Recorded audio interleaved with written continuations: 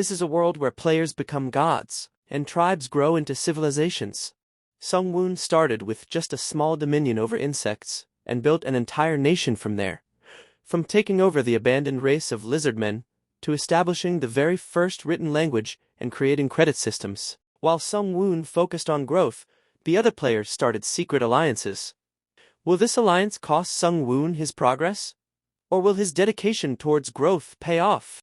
At the center of it all, there are inhabitants of this world like Jiang, who build power through trade and innovation, and warriors like Lakrak rise to conquer land through strength.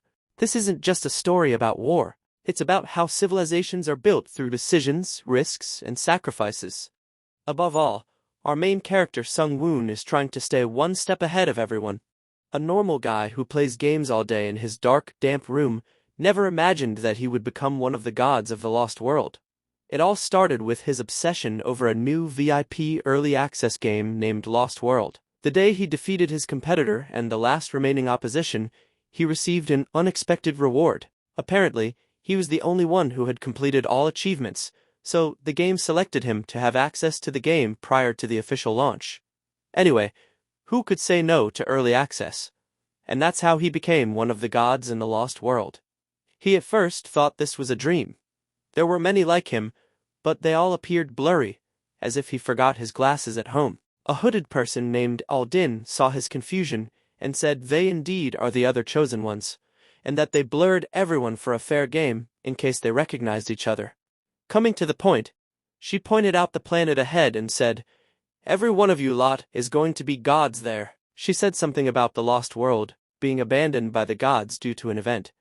It's a colorful planet with lots and lots of species and civilizations.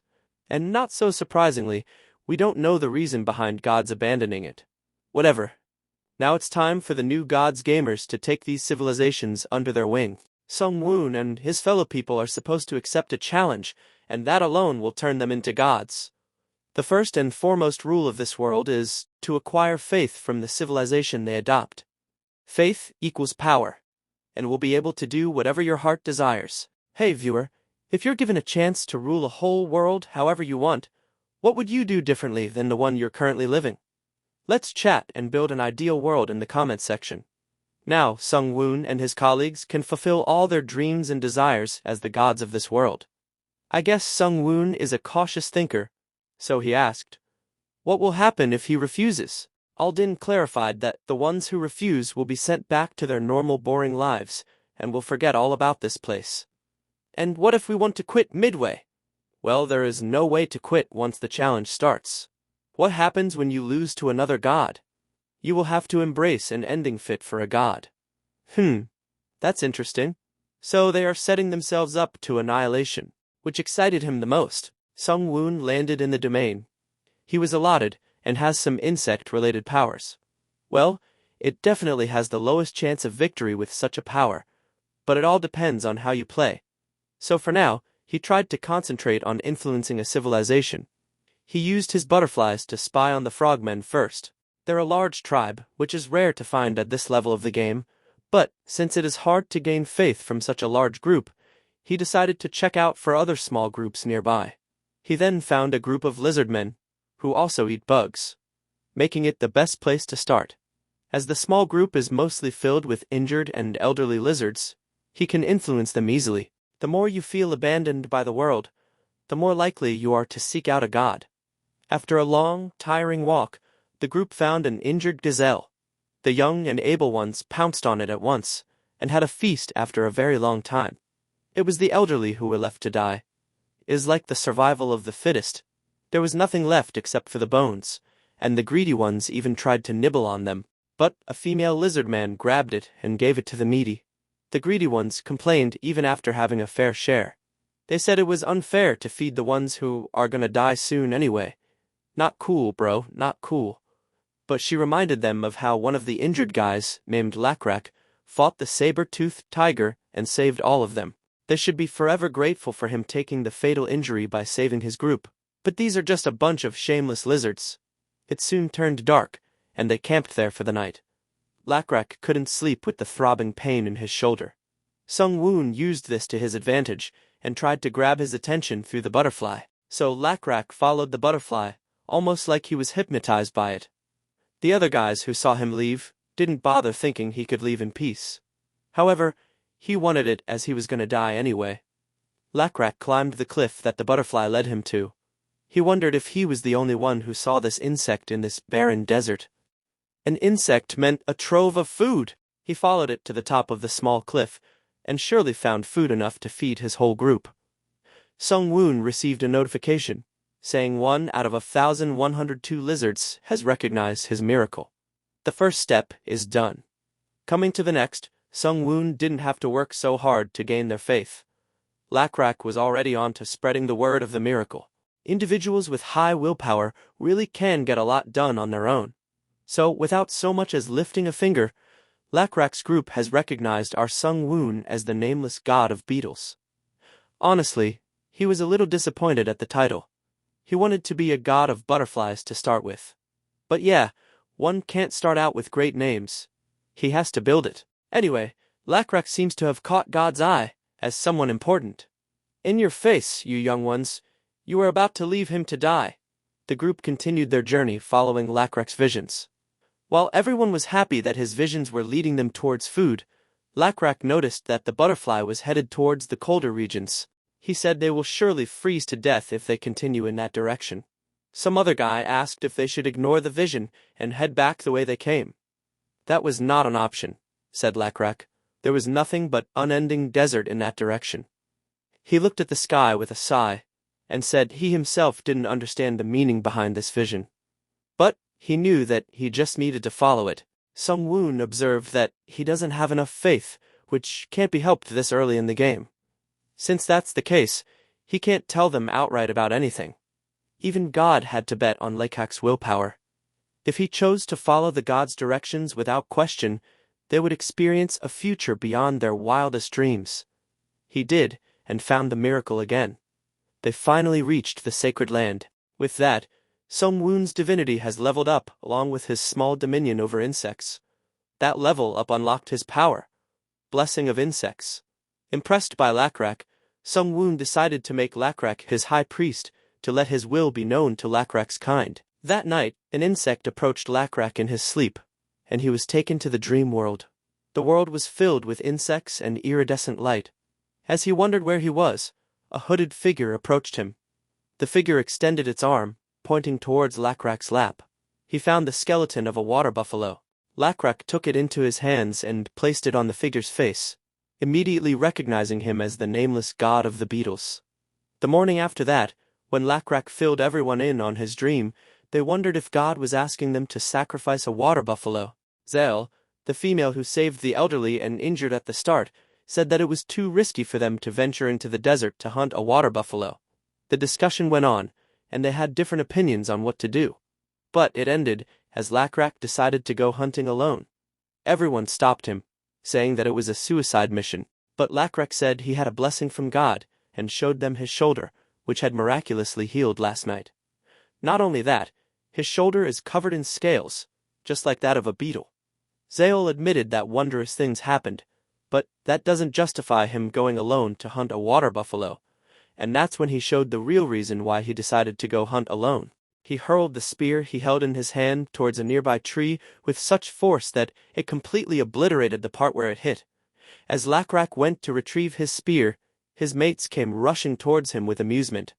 I mean, how can someone have such strength who was on the verge of death just days before? And then came the rumbling. They slowly looked over the cliff to see what trouble they were in again. But it was fascinating to see a herd of water buffalo. They knew for a fact that water buffalo usually migrate to the same place. So, how could they be lost all the way here, in the middle of a desert? Anyway, we should not question the will of God, so Lakrak leaped, saying there was no point in arguing earlier. He was determined to free his group from hunger. He took down a buffalo in one swift throw. Seeing that, his mates were a bit motivated and assembled for the attack. That night, the lizard men hung a buffalo upside down from a tree and piled the bones of the rest underneath it as an offering to the nameless god. Everyone bowed after a brief prayer and began their feast. Sung-woon found the offering rather amateur and clumsy, but it's their sincerity that he took into consideration. You might ask how he managed to send a herd of water buffalo to a barren desert. He used his insect power. Dummy. He also observed that they even ate the calf. Seems like Sung-woon shouldn't have expected them to have the knowledge or the technology for livestock farming at their current stage. And this small oasis is not going to be their forever home. It will support them for a few years max. So in their current knowledgeless state, they are going to suffer again. And Sung-woon also can't teach them directly, as it would violate the law of causality. It seems like there is only one lengthy way for this to happen. He started it off with a blessing again. The morning after their feast, Zhao saw that Lakrak was up early, as he had a strange dream yet again. He just wanted to check the altar. Zhao asked if it's an oracle or something. He didn't know either, but he saw the altar shaking vigorously from a distance. There were no longer any fish in this blessed pond, and the lands withered with no sign of life. Zhao argues that it has not come to that point yet, and she believed that God would look after them. However, Lakrak had a hunch that there was something else that God was trying to tell him, and as he climbed the altar, his answer was there. He saw the very gang who exiled his group heading towards them. They recognized Boer with his build, and no one can ride a monster as he does. By the looks of it, the whole tribe is here. That meant their homeland had gone to complete ruin. Zhao pointed out that a little brat named Manhwa must have devoured everything in the end. Whatever. Zhao again asked if they knew about their land. Nah. This marsh is located on terrain that's not visible until they climb the cliff. These fools would never do such a thing and just pass by without knowing. You bastards! Yelled Yer at the Blue Scale tribe. Unfortunately, he was on patrol duty today. So much for being hidden. Huh. Lakrak and Zale held their heads in disappointment. But Lakrak's willpower towards their god is admirable. He believed that this was a fated arrangement made by their god. He thought God was probably hinting to him to take in those who were once his kin. But Zale was not having it. We're talking about Bauer here. If he were someone who could be reasoned with, he wouldn't have abandoned the weaker members of his tribe. But then, Lakrak saw the same butterfly again. He didn't exactly understand what God was trying to say, but thought to simply follow the lead. Sung-woon was satisfied that Lakrak understood his intentions perfectly. Did he, though? His intention was to combine the Lakraks and Blue Scale tribes together for the sake of population growth and technological advancements. On the other hand, Lakrak simply had a good intuition and innate goodness within him, which surprisingly worked out well together. Sung-woon didn't have any complaints. As long as he can instill a solid belief in them, he'll be able to get things done much more efficiently. Yer and Bauer were onto each other and exchanged a few curses. Before things escalated, Lakrak reached the Blue Scale tribe and proposed a deal. Our land has trees and bushes, animals to hunt, and our god, the nameless god of beetles, said Lakrak. Bauer had the nerve to ask them to leave this place and hand it over to him. But Lakrak was the sound-minded guy, so he pointed the sharp end of his spear at Bauer's head and said he doesn't want to fight. He simply wanted to take in these poor souls who lost their homes if they were willing to come under their god's embrace. Bauer laughed and said their so-called leader has no idea about math. Lakrak agreed that he didn't, but he was sure as hell about their god. Bauer was an idiot. He called it bullshit and charged towards Lakrak. As Lakrak held his spear, he prayed to his god to bestow courage and strength upon him. Manhwa, the beast, raised its paw and shattered Lakrak's spear. Lakrak stood there in shock as the beast aimed for him next. Meanwhile, Sung-woon received a notification about the clash of civilizations. And also, he paid significant attention to one tribe, so now it belongs to his dominion along with his earlier power over insects. That means he can finally use the skills to upgrade his subjects. Let's go. So, all of this happened before the beast's paw came into contact with Lakrak, and now that he has a power-up, booms and whams will work on him. Manhwa crushed him under his paw. Everyone was sure that he was done for, but as the beast lifted its paw, there was this light, and Lakrak rose again. It was like our Sung-woon took over his body and fought himself. Bauer was so pissed about this and thought of it as a little trick, so he was determined to finish Lakrak for sure this time. One look, and all of Bauer's history was on a stat window. Sung-woon was positive that Lakrak could take him down with no problem. The issue here was the baby drake, but not for long. Sung-woon added an additional skill called Descent to Lakrak's stats. So, you might be wondering what the plus 3D is beside his stats. Basically, 1D is equivalent to 200, the maximum attribute points a living being can have naturally. Simply put, Lakrak's current strength is 630. He was so fast that the baby drake was clueless about his grip on its big-ass mouth until he locked it with his hand and whipped it like a dry twig. Everyone was full of awe at the tremendous difference in sheer power. Boer, the idiot, was still not satisfied. He probably wanted his ass beaten. He crawled from beneath the baby drake and was on his feet, challenging Lakrak. He held his wooden sword in front of him and charged. Lakrak, with a simple movement of his hand, shattered into pieces. Boer was on his knees and suffered from the earlier injury. Lakrak looked at the remaining blue-scale population and asked who wants to go next. They were like, "Nah, bro, we got no fight in us." Drake was the only fighter and bowed to Lakrak, discarding their weapons. Whoosh! Sung-woon retracted the power he bestowed on Lakrak, and he was back to his senses. It was almost like a dream to him. That night, everyone camped in their new heaven. The Blue Scale tribe was a little stunned to know that these were the very members who got exiled. They looked different now. They were stronger. They say it's the blessing of their nameless god for all these changes and opportunities. If it wasn't their god, they would have died in the desert a long time ago. They were still skeptical about their god, but they will get there, surely, after seeing today. Zeol and Lakrak sat together to discuss something important. Zeol was questioning whether it was okay for them to welcome their kin who had abandoned them. Because if they do, their population would increase sixfold. And it won't be long until the area becomes a wasteland. Lakrak thought deeply for a moment and said with authority, "Then we'll need to leave." Zeol was baffled. "How can we leave and wander the desert without answers?" Lakrak looked at his newly included family members and said the answer lies with their distant brothers. Manun was throwing a fit as it lost its master. The Lakrak's tribe was not able to handle him and was getting whipped with his tail. But Lakrak was here again to save the day. He stepped towards Manun. The beast immediately recognized what he did to it yesterday and started to growl and slowly stepped back. But Lakrak simply offered it a sweet potato and tamed the beast. He promised to give Manun more food if it behaved. The beast is at least not dumb enough to reject food. Lakrak told the guards to call him if Manun causes any more problems. Later that afternoon, Lakrak had a discussion with a blue-scale bladesmith. The guy showed Lakrak a small dagger he made with metal and complained that Boer never gave him an opportunity to make a better blade. Lakrak asked why he would object to that. The guy said it was because of the wood. It takes a lot of wood to make a special kind of fuel, which is used in the process. Lakrak looked at the blade again and said he would think about it and let him know his decision tomorrow. After he left, another guy with only one arm came up. He asked if it was true that Lakrak was looking for a guide. Lakrak looked at him and said, "You must be a wanderer." He smiled nervously and nodded his head. He said he wandered a lot to find a place that would accept him, and in the process found his way around. At least, he said, he knew a few places where hunger won't be an issue. But he was not sure if it was the same as when he visited. Lakrak suspected that other tribes must have occupied those lands. But that won't be a problem with their god above them.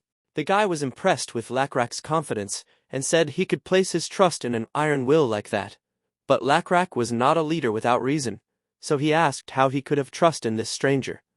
The guy pointed his finger towards the sky and said he answers lies above. Zeol and Lakrak were clueless, but this can only be explained in the dark. That night, they both met again. The one-armed guy said the stars actually move, and there is a bit of pattern in them. So if one learns those patterns and movements, they can navigate their way in the journey. The one-armed guy promised to teach how to read those stars to gain Lakrak's trust. Once they were done with today's lesson, the one-armed guy left Lakrak and promised to meet again tomorrow night. It was now Yur's turn to talk with Lakrak. He asked if Manun was troubling them again.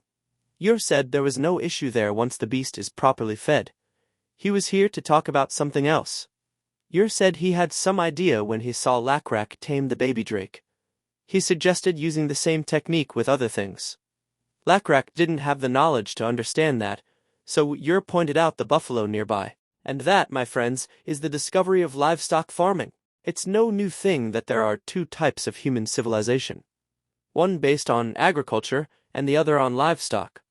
Although agriculture is a safer bet, Sung Woon's tribe is of lizardmen, so herbivores are out of the chat. Since the lizardmen have exceptional strength and are highly adaptable to different environments, livestock benefits more. Additionally, Lakrak approved the making of blades, so the livestock farming is gonna shine. Although the tools are weaker than well-made bronzeware at the moment, it's still a bit of help. No complaints. Looks like the stars are on their side as they unexpectedly found this astronomy guy. Lakrak was improving in reading the stars and was already preparing to start a plan for their clan. That night, Lakrak gave a big speech, a mandatory leadership duty. He talked about how different they are from Bauer for not abandoning their kin, and how that was God's way of guiding them to salvation and not exile.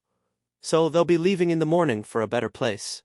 He called the stargazer ahead and told everyone about his unique skill, and that he would be their guide. He then handed over the crowd to the stargazer, as Lakrak calls him, to talk about this new home he will be leading them to. He pointed up at the sky and said they will be heading towards the right side of the sun once it is dawn.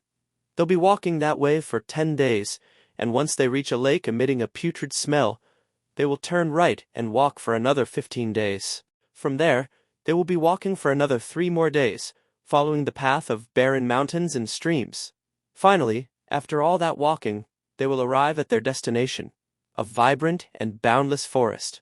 A forest that is full of fierce beasts and other intelligent species. Once he was done describing, Lakrak climbed their altar again and asked Yer to explain why they didn't eat all the water buffalo they captured yesterday. Yer was scared to be called out like that, but he spoke anyway. Well, we didn't ill them because we were not on the verge of starving. If we hold back now, we can save it for when we are truly hungry. Lakrak smiled at him and said he did a good job. Here he thought he had committed some crime and was about to die. So as Lakrak praised him for such excellent thinking, he couldn't help but blush. Lakrak asked him with authority, "Will you continue to do so?" Yer was fueled with confidence and said, "Yes. As long as we are not starving, I want to continue doing things that way." Lakrak said he, and the ones who were with him in this mission would be rewarded for their actions, and gave him a newly made iron head spear. He didn't stop there. He picked up the skulls from the altar and asked the warriors to come forth one by one to honor the blessings of their god, and declared it as the will of God. As Yer stood there with his honor and a spear, his eyes started tearing up. It was D-Day. Lakrak lifted their spirits as they left their sacred land and marched forth with the will of their god, which will stay with them no matter the place. Once they were all set to move forth, Lakrak looked up and apologized to the god for speaking his own mind and calling it his will. Of course, Sung Woon didn't mind it. He wouldn't have chosen Lakrak if he didn't want this. He is rather pleased with Lakrak's accomplishments. With that, Yer's trust in God, and Lakrak has been leveled up along with his warrior skills. And coming to Lakrak, he developed a special skill on his own, the leadership. Although things were looking bright, this is just the beginning. After a long walk in the blazing sun, Manun collapsed out of nowhere. Lakrak noticed its tiredness and asked the stargazer if it was okay to rest for a while. He was okay with that. They need all the rest they can get as the journey ahead is unknown and can lead to any danger. Lakrak was in a bit of a pickle here. They are yet to walk for another 3 days like this, and his mates are exhausted with barely any food. He can't expect another miracle from God either. And just then, one of the warriors hurried to him, announcing that they had found a foreign species group ahead, a group of scaleless creatures at that. The orcs saw the few lizardmen warriors and thought they were not going to die of hunger anytime soon. But that thought left him once he saw their number. The orcs knew they had no chance, so they just knelt before Lakrak and begged for forgiveness. Lakrak, being Lakrak, gave them the food instead of hunting them as food for his men. The orcs couldn't thank them enough for the generosity, but Lakrak and Zale still questioned how they were about to kill his men. The orcs cried in desperation as they said they had no choice but to gather as much food as possible before he led his tribe into the desert. Lakrak was confused. Why would they be heading to the desert, knowing very well what the situation was like? The orc pointed towards a hill and said it was their home until recently, but then the monster crawled into their lives. Sung Woon knew about these monsters. These are the abominations created by the previous gods. When they left this world, these creations remained to plague its residents. But the problem is that it's way too strong to appear this early in the game. The monster crawled to the cliff where Lakrak and his tribe halted and drifted into its sleep. Zhao suggested that this is the best time to escape it. Lakrak asked the stargazer about a detour. They have one other way to go around the mountain from the base, but it would delay them by 8 days. Sung Woon observed that Lakrak was hesitating. But that's expected, given the current situation, and it's not an entirely bad idea. But they were no short of brilliant, involving minds. Zhao looked at the boulders resting on the top of the cliff, just along the way where the monster lay, and had an idea. She came to Lakrak and explained how the bladesmith used a tool to blow more air with less effort. She said they could use such a technique in this situation as well. Although they can't produce such advanced tools now, they could use the simple ones around them. With the help of wooden logs, the warrior's strength, they rolled over the boulders onto the monster. Sung Woon saw their efforts and was impressed. But to defeat a monster of that level, the boulders should fall on it at once. Will they be able to do it? They used a method to shake the boulders a little instead of pushing them with all their strength. And with that, they managed to slip the boulders over the cliff, but it was not all at once. The monster roared in anger for disturbing its sleep and started climbing. They tried to push more boulders in the same direction, but that'd be too late. Sung Woon got out of his seat and again took control of Lakrak. He took over the wooden logs and kept pushing them like they were some beads and not boulders. But that was of no use. The creature was too intelligent and dodged them. So Lakrak leapt over the cliff and down he went. With one swish of his spear, he landed a solid strike on its back. With that blow, the monster lost control and couldn't dodge the boulders rushing towards it. And boom! It hit the ground, a boulder crushing its face. There was silence for a few minutes, and when the monster didn't move or flinch, the whole group went into an uproar. Their faith has increased with this incident, but Sung Woon gained something even more valuable: the essence of abomination. Each god can create resources suitable for their dominion by consuming faith. But to create something that doesn't exist, it requires a special material. Now Sung Woon can create a sacred creature. This is very valuable in spreading the name of God, and generates faith through its mere existence. This creature can also evolve into higher classes, such as apostles or incarnations. The group ate the meat of the monster, but it had a distinct smell. Although it was edible, it tasted so bad that they couldn't swallow it. But they didn't give up. Everyone was way too hungry to give up such amounts of food. So Zale started to think. After a few moments, she came up with the idea to toast the meat over the fire with fragrant herbs and try to dissipate or cover the stench. Once it was cooked in such a manner, the meat was served to Lakrak, who said it was a bit bland, but the stench was almost gone. He was so impressed by it that he asked Zale to teach him how to cook. As he devoured his food, Zale started another conversation. She pointed out how the orc tribe already had an heir, and said he should also be thinking of that path soon. Lakrak almost choked on his meat when Zale said it was about time he got married, and if he liked it, she was ready to be his partner. Lakrak looked up at her in a bit of surprise, but his eye caught something shiny behind her. They picked it up thinking it was something to eat, but the stargazer smiled and said it was gold. Zale mentioned some advantages of it, which she learned from the bladesmith. The guard who tried eating it complained that, however valuable it is, there is no use for such soft metal, which is not even edible. The stargazer took them along to hunt deers, which was new to them, so they excitedly walked away. Lakrak took the gold slab and went to a secluded place to think about something. He guessed whoever made this slab was trying to save something important. After a long time, Zale found him, which surprised Lakrak.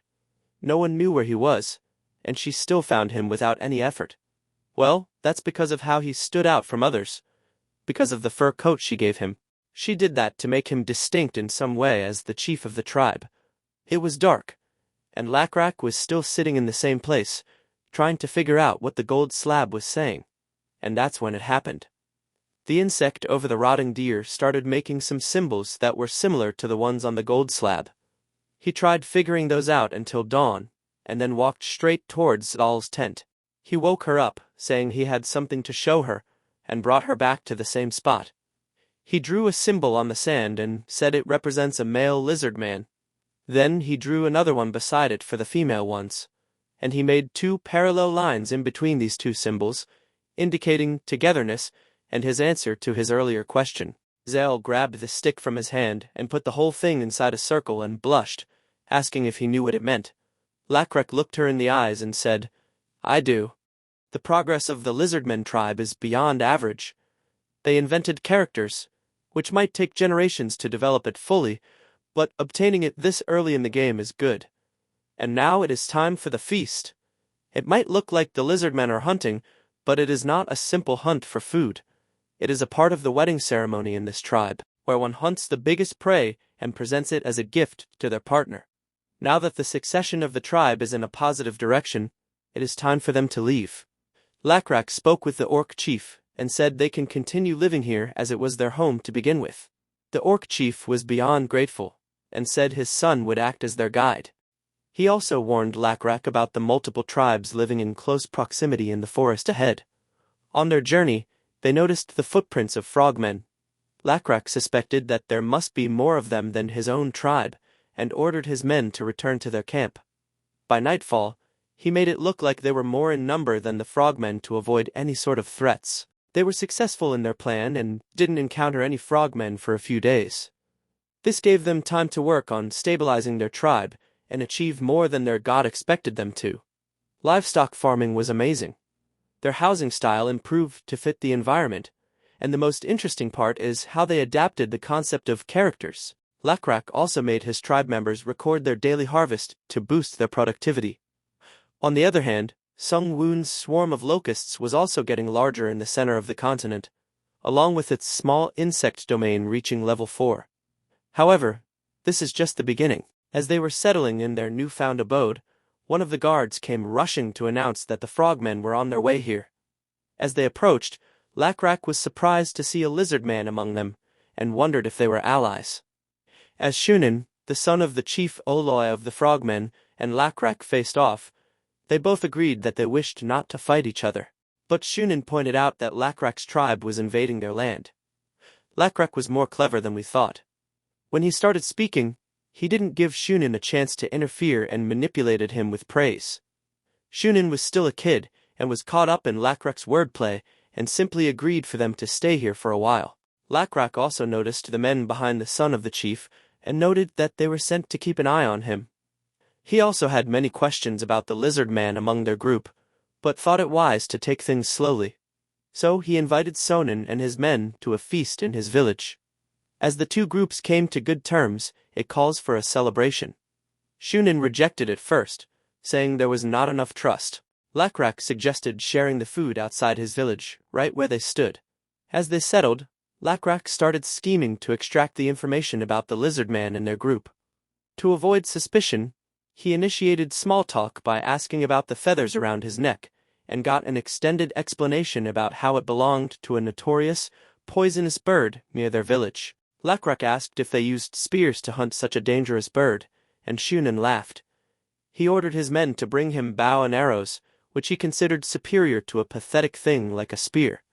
Once the demonstration was done, he explained how they learn archery from a very young age. Lacrak agreed to try it once and gave it a quick analysis. He couldn't land a single arrow on the plank, so he said he would collect the arrows since he had used them. Taking this opportunity, he questioned the lizard man. From him, he learned that the frogmen and lizardmen lived together in their village, benefiting from each other and maintaining a life of harmony. However, Lacrak was not satisfied with that conclusion, so he pressed further. The so-called harmony, it turned out, meant that in exchange for the protection provided by the frozen, the lizardmen carried out the more inconvenient tasks. Lacrak argued that lizardmen don't need any protection and can protect themselves. The other one told about how their tribe is the strongest and biggest in the forest, so it was solid protection from the uncertainties. Lacrak was very annoyed at how he was defending another race while being exploited, and left before it looked suspicious. As Shunin tried the meat cooked with their special herbs, he was mesmerized by that taste. Noticing that reaction, Lakrak tempted him with a water buffalo and said he would trade one from his livestock for a few arrows. Shunin was about to agree when his guard gave him a terrifying glare. He had to refuse, but said he would talk about it after building more trust.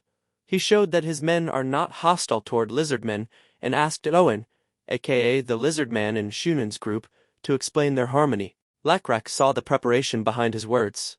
Once that was done, Lakrak proposed to visit their village for a change, but Shunin refused and said they'll meet right here again. As they went far enough from the lizardmen, Shunin's slap cracked through the air, snapping Owen's head to the side. He said he had seen Owen's interaction with Lakrak and demanded to know what they had discussed. Owen replied that they had only talked about archery, as Lakrak had instructed him. Convinced there was nothing suspicious, he warned Owen about his children, who had been chosen as regular sacrifices. Owen was told he was fortunate they had found a new tribe of lizardmen to take their place. Left with no choice, Owen decided to deceive Lakrak's tribe to save his children. At night, Owen sat at the bank of the river and reminisced about his mistakes from the beginning.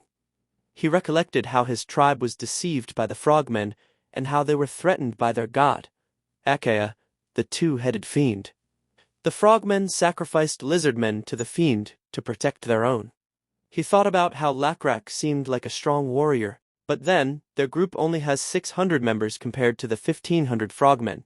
That they also didn't know anything about bows and arrows. To protect his children, Owen was ready to sacrifice every last one of Lakrak's tribe.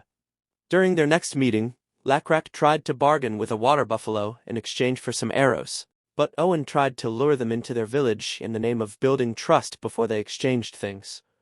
Lakrak and his group tried to make a bow on their own, but it was only half as good as the frogmen's. As Lakrak practiced with it, Zhao reminded them that their 5th meeting was coming up soon. And they also knew that they were hiding something behind the excuse of building trust. Lakrak decided it was about time that they got something back from these meetings as well. They prepared a medicinal herb for itchiness, planning to test Owen if he was any good at helping them. Since the plan laid by Owen didn't work out in their favor, they started bullying him. They threatened that their chief had moved the sacrifice date, so he needed to hurry and lure the new black-scale tribe into their village. He asked why they were in such a hurry, and found out that Shunin's elders were dying with a disease caused by itchiness. Shunin was a bit stupid, so he spilled the beans. This itchiness disease is highly dangerous, which not only makes your skin itch, but also causes it to become covered with a sticky white layer of mucus. This caused difficulty in breathing, leading to death. Owen was suspicious that he was being tested by granting this information, so he decided to reassure Shunin by saying that there was a way to keep the hot-blooded lizardmen in check even if this info spreads. He said they can say this disease spreads even to lizardmen, but Shunin knew that was not true, so he asked how Owen would make it look true. Owen knew a plant that produces white foam when ground up, which induces itchiness. He also suggested that he will act like someone who caught the disease as he interacts with them constantly. Shunin said that if he succeeds in this, he will exempt his son from the execution. During their next meeting, even with the tempting medicinal herbs for itching, Shunin and his men were not willing to trade even a single bow. They were still stuck on not having enough trust. Lakrak was turning impatient, so he said he wanted to speak privately with Owen to build mutual trust.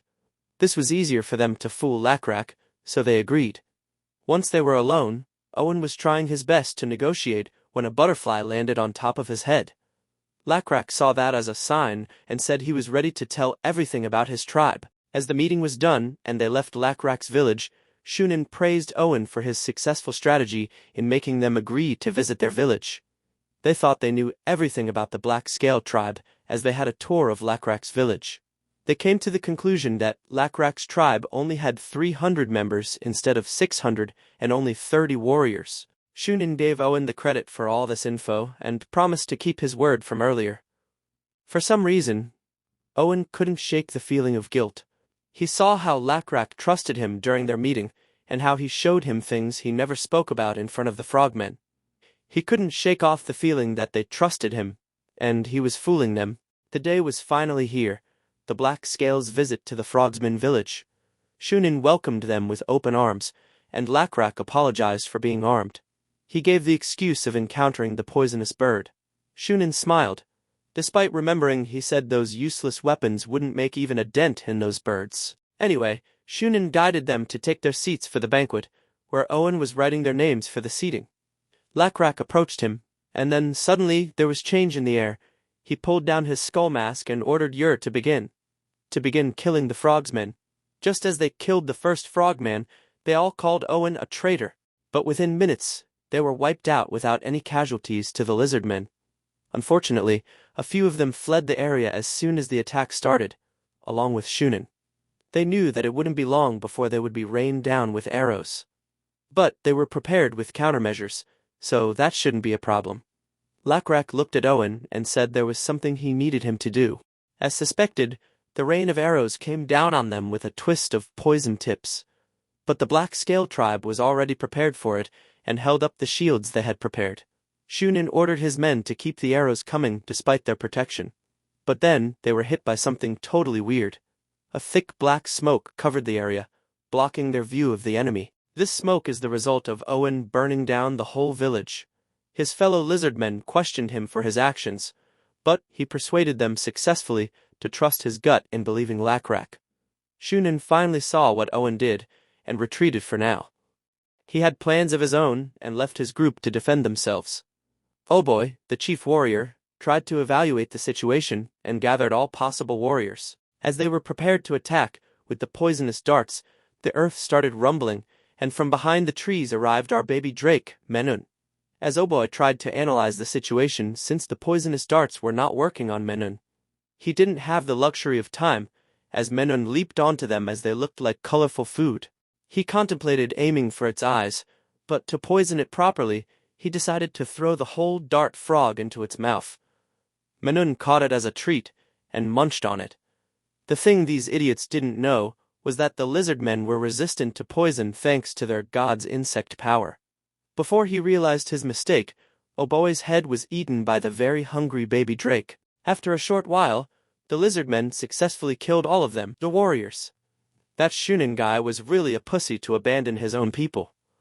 Besides, where was their chief, Oloi, when hell broke out in his village? That was because of Sung Woon. He released a disease that only affects amphibians. He found it in a far-off land and transferred it to the Frogmen's Lake through his insects, which was how the chief of the village was affected. But he was not willing to go down alone and started the sacrificing rituals with the lizardmen kids. Owen came rushing to Lakrak and said he had to go to the island in the middle of the lake right now. He told him all about the sacrifice and the fiend. Lakrak said he was too late and should have told him about this earlier. There was no way for them to get there now. But Owen suggested he swim there, but that would be too risky. They could be attacked before they even reached the land with poisonous arrows. Owen then knelt before Lakrak to do something and save his son. But Lakrak's fur was never seen before. He slapped the shit out of Owen and asked why he didn't trust him from the start and how he risked his own son's life like that. Lakrak started to contemplate things, to think what would have been the outcome if he knew, but he had no more time as the two-headed fiend rose from the lake. He saw the monster and knew that their strength alone could take it down. But the casualties will be inevitable, and that's when their miraculous god appeared again. Lakrak told Owen to lift his head and asked if he believed in miracles. Shunin prayed for their so-called god to accept their sacrifice and take care of the Black Scale tribe. Normally, it would devour the sacrifice within seconds, but now the fiend didn't move. As Shunin wondered why that was, he saw the reason looming behind him. A freaking giant mantis stood there. This is the sacred creature that Sung Woon made. Everyone fled from the spot as the giant monsters fought each other. Without any effort, the mantis ripped apart one of the heads of the fiend, and then tore the other head from the center. Compared to the fiend, Sratis, the mantle was out of its league in every aspect. The fiend itself is quite a formidable opponent, but the fact that it couldn't use its small domain made it powerless. Since Sung Woon killed the fiend with his supernatural power, he gets to collect its essence. Along with that, he also acquired another small dominion of seawater. It was no wonder it couldn't use it. This area is completely filled with fresh water. Although Sung Woon wished the small dominion to be a river, he was partially satisfied as it might be useful in the future. Meanwhile, Shunin and his tribe were escaping to a nearby village. On their way, Shunin had a very hard realization. He saw that his father was not weakened by the disease, but he was ensnared by the power of the fiend. He abandoned all his duties and responsibilities, entrusting them to the power and might of the fiend, becoming a coward in the face of danger. Stratos went back to report to Sung Woon, and he sent it to rest until he summoned it again. Now, it was Lakrak's turn to act. He asked if there were any volunteers who were willing to guide them to take over the frogmen. Owen came forward, saying he had to check on his son, and along with him, the rest of his men were ready to add strength to their troops. It is not just gratitude towards Chief Lakrak, but it was the rage burning in them for losing their kin to this filthy race. As they crossed the river, Lakrak recalled something Shunin had said. During their archery practice, Shunin noted that, although Lakrak could hit the bull's eye, he still had a long way to go before reaching a warrior's level. He could make the shot, but it took him too long, a delay that could prove deadly on the battlefield.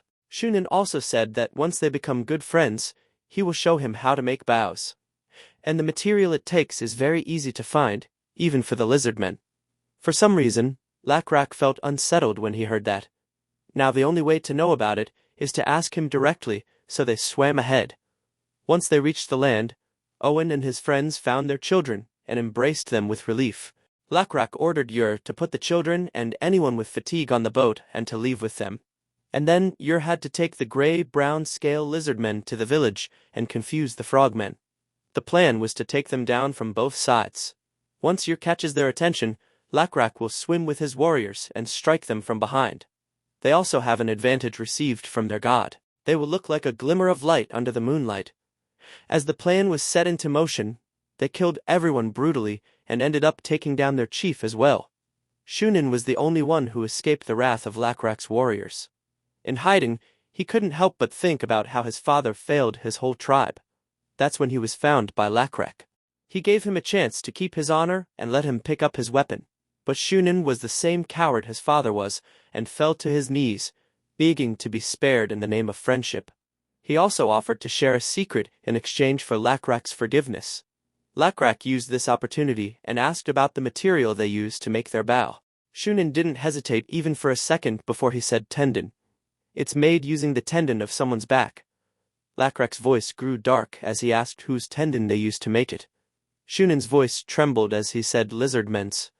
Shunin was sure that he was done for. He was practically begging Lakrak to kill him. But Lakrak didn't react. He said there were no hard feelings between them, and that he'll accept the deal. As Shunin ran for his life, Zeol was confused at those as well. But when Lakrak lifted the bow in his hands and aimed the arrow at him, Lakrak's been in need of a moving target. Once everything was settled, Lakrak and his group tried to make the bows with other materials. But they didn't work as well as the frogmen's had. The next issue is winter. They had to find a warmer place soon to feed their water buffalo. Lakrak asked if Owen went hunting again today. He smiled and said he exterminated all the frogmen wandering nearby, and there was no need to worry about bow material supplies, as they are not short on tendons for a long time to come. As Owen kept reporting his findings, a kid was peeking at them from behind a tree, and Zeol found him. He was so scared of her and dropped something from his hands, a wooden work which resembled the mantis that fought for them. Lakrak, who saw the commotion, walked towards them and saw it too. When he praised the craftsmanship, the boy blushed and gave it to him as a gift. Owen said it was common among children these days to exchange things like this. Lakrak said he wanted to buy more of these even if it meant bearing the losses. Anyway, coming back to Owen's report, he said he saw something strange inside the cave where the frogmen were hiding. Lakrak and a few of his warriors went to see what Owen was speaking about, and indeed, there was something strange. It was a ruin of some sort, the same thing that the giant monster carried on it, back in the orc village. Sung Woon knew for a fact that these ruins could provide ancient knowledge. One could discover mysteries, or one could even acquire valuable items or demonic magic.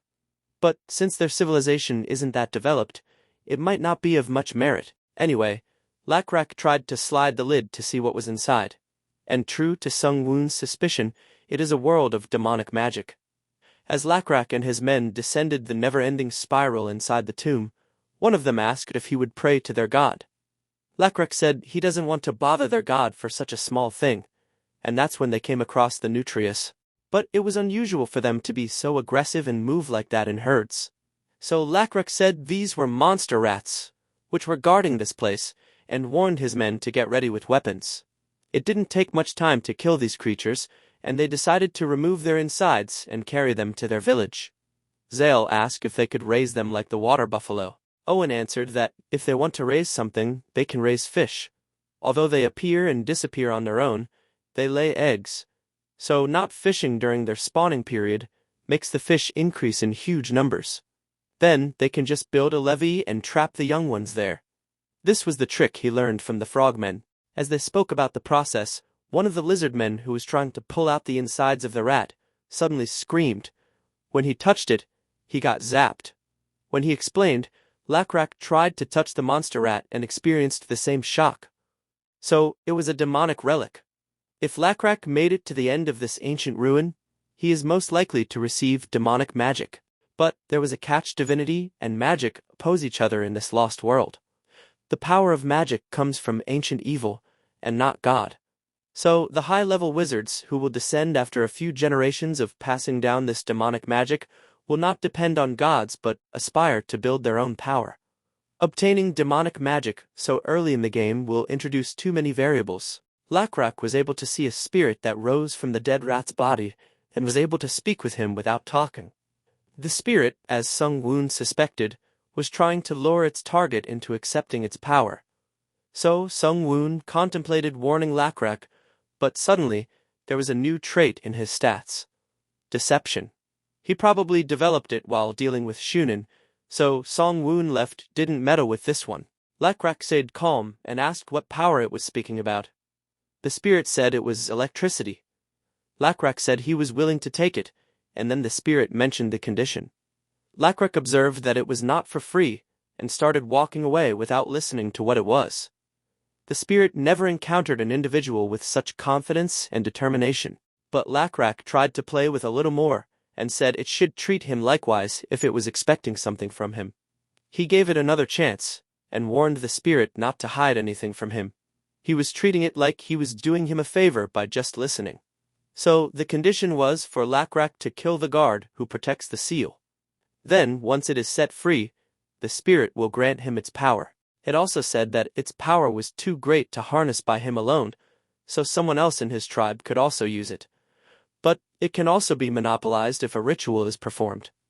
Lakrak was impressed, but not completely. He asked why such a powerful being was locked down in here. It said its power was the very reason. Just as people keep dangerous things away, it was sealed here as it was hard to control or eliminate. Lakrak looked blankly and said it had just revealed that it's very dangerous. Lakrak gave it a very serious look and said the spirit was still hiding something and ordered it to spit it out. If it doesn't, he will be blackmailed to shatter the entrance so that no one will ever find out its existence. The spirit got flustered and opened up. It said it was being created by the forgotten ancient demons. Even the gods cannot remember their existence. And also, the power from unknown origins intoxicates people. That reminded Lakrak of the Frogman chief. And also, this kind of power is granted randomly, unlike the power of God, which is bestowed upon the chosen one. So there is a high chance that it will end up in bad hands. Lakrak understood the consequences, and the first thing he worried about was someone going against his god. But he also admits that the power is truly admirable and desirable, so he forged a plan. He said he can set the spirit free, but on his conditions. His first condition was to perform the ritual and choose on whom he could entrust this power, so that he can make it look like it was a blessing from their god.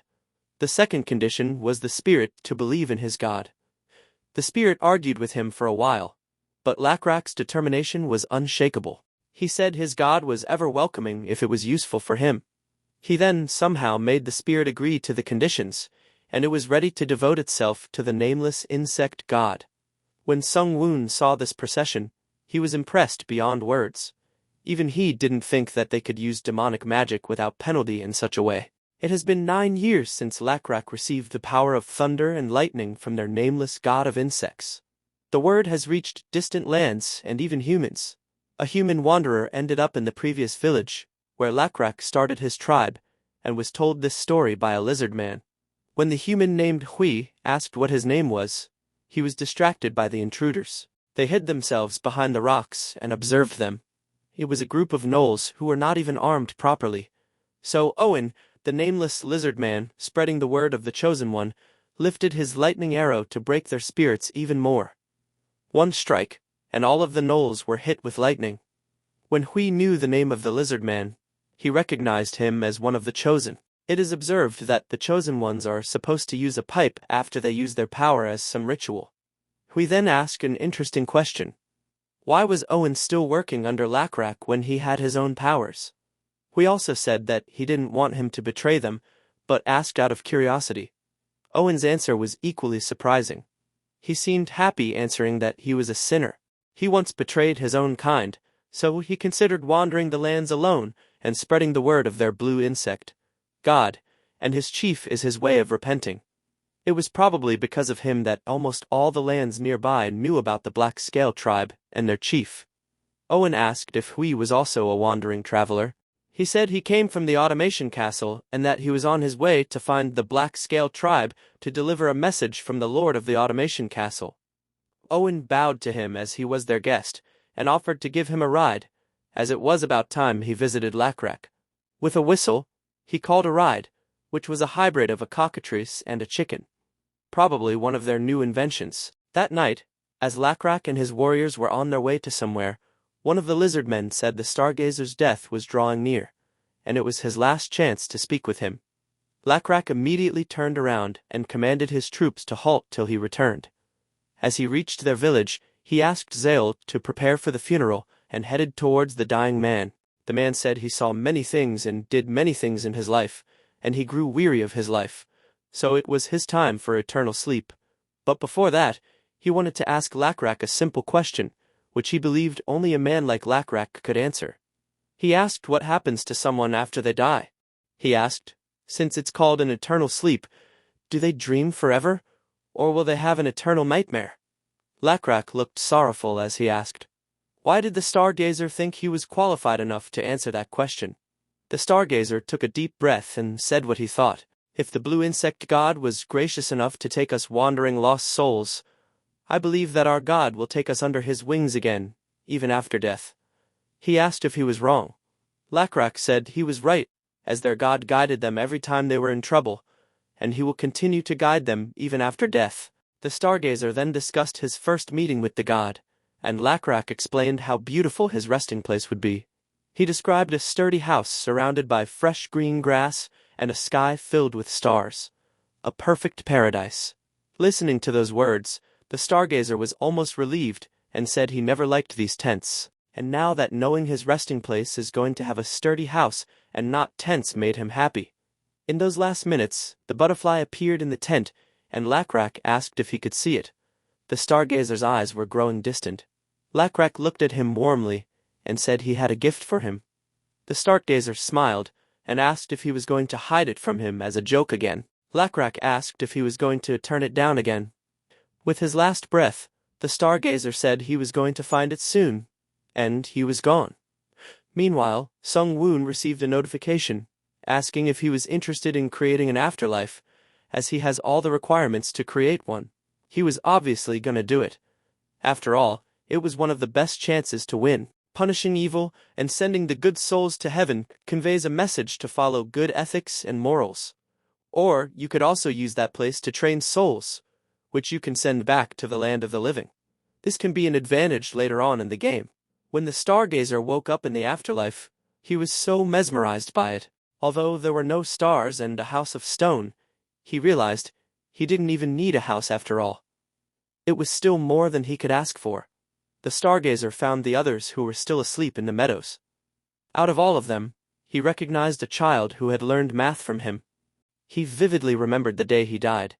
It was one of those unfortunate situations when the goblin tribe broke their alliance and launched an ambush. Every kid who learned math and was not a warrior launched themselves into the battle despite Lacrak's orders to stay away. They gladly sacrificed themselves if it meant they could save 2 lives for 1. Lacrak was shattered at their funeral. He knew they were right in their decision. So he couldn't blame anyone, and couldn't help but be angry at the situation. And this child has changed people's perspective on learning math. Many came to the Stargazer to learn it secretly after this child. He was so glad that he could meet this child again. He wondered if their god was here in this place as well. As he looked around for some clue, he found another lizard man who was hiding behind the tree. He chased after him but couldn't find him. Instead, he found a building made of stone and walked inside. As he entered the building, the Stargazer couldn't help but think about the question he wanted to ask God if he found him. It was about his tribe. Why did God choose the lizardmen? Was it because they simply were there at the time of need? Or were they just useful to God? He never got the answer to those. Lacrak once said it must be a coincidence, and that they were the result of their God simply doing their best under the circumstances. In the end, it was assuring to hear that they were the best their God could do. In the center of the building, there was a giant telescope which was pointed towards the sky filled with stars. He rushed to the instrument and tried to study it for a while. When he looked into the hole at the end of it, he couldn't believe his eyes. This was the first time ever that he was able to see the actual shape of the stars he was so obsessed with. And already, his mind was filling itself with all the studies he had to perform with this knowledge and technology. Sung Woon appeared inside the building, content with what he could provide. The afterlife is not just a place for the dead. If you place a warrior, they will dream of Valhalla. If you place immortals, they dream of paradise. But if you place a scholar, it will become a strong foundation for technological advancements. With the new threat on the horizon, the afterlife needs to come into play.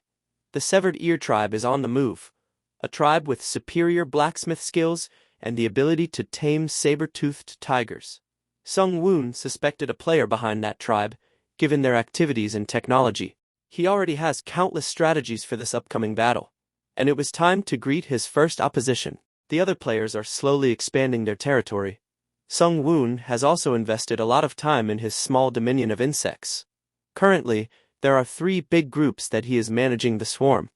A group of locusts which help in agriculture, the host, the virus swarm, which he used against the frogmen, and the nest which includes all kinds of insects. Coming to the other lizardman tribes, they are all being absorbed by Lacrak, so it's only a matter of time before he takes over the southern peninsula.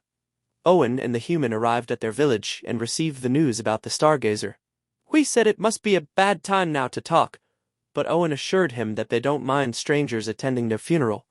Instead, they were considered a good omen. As they reached the pyre, Hui saw Lacrak, the chief, crying in front of everyone.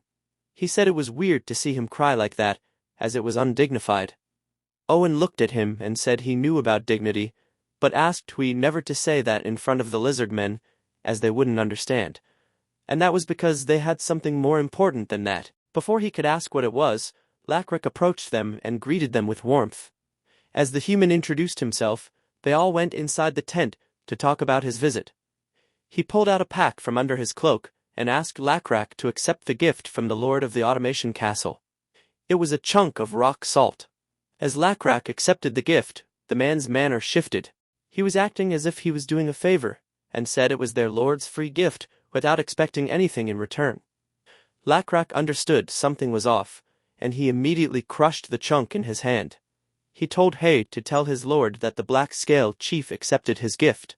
When He questioned his actions, Lacrak said it is a ritual in our tradition to sprinkle rock salt on the floor to please the god. He knew that it was an absurd lie.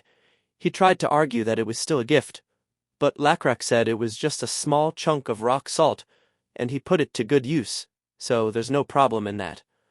Okay, to make it simple, this man was here with an ulterior motive. Lacrak knew that, but he was not really interested in this offer, so he urged the man to leave. But since everything was in the open, the man wanted to ask why he would decline an offer without even listening to him.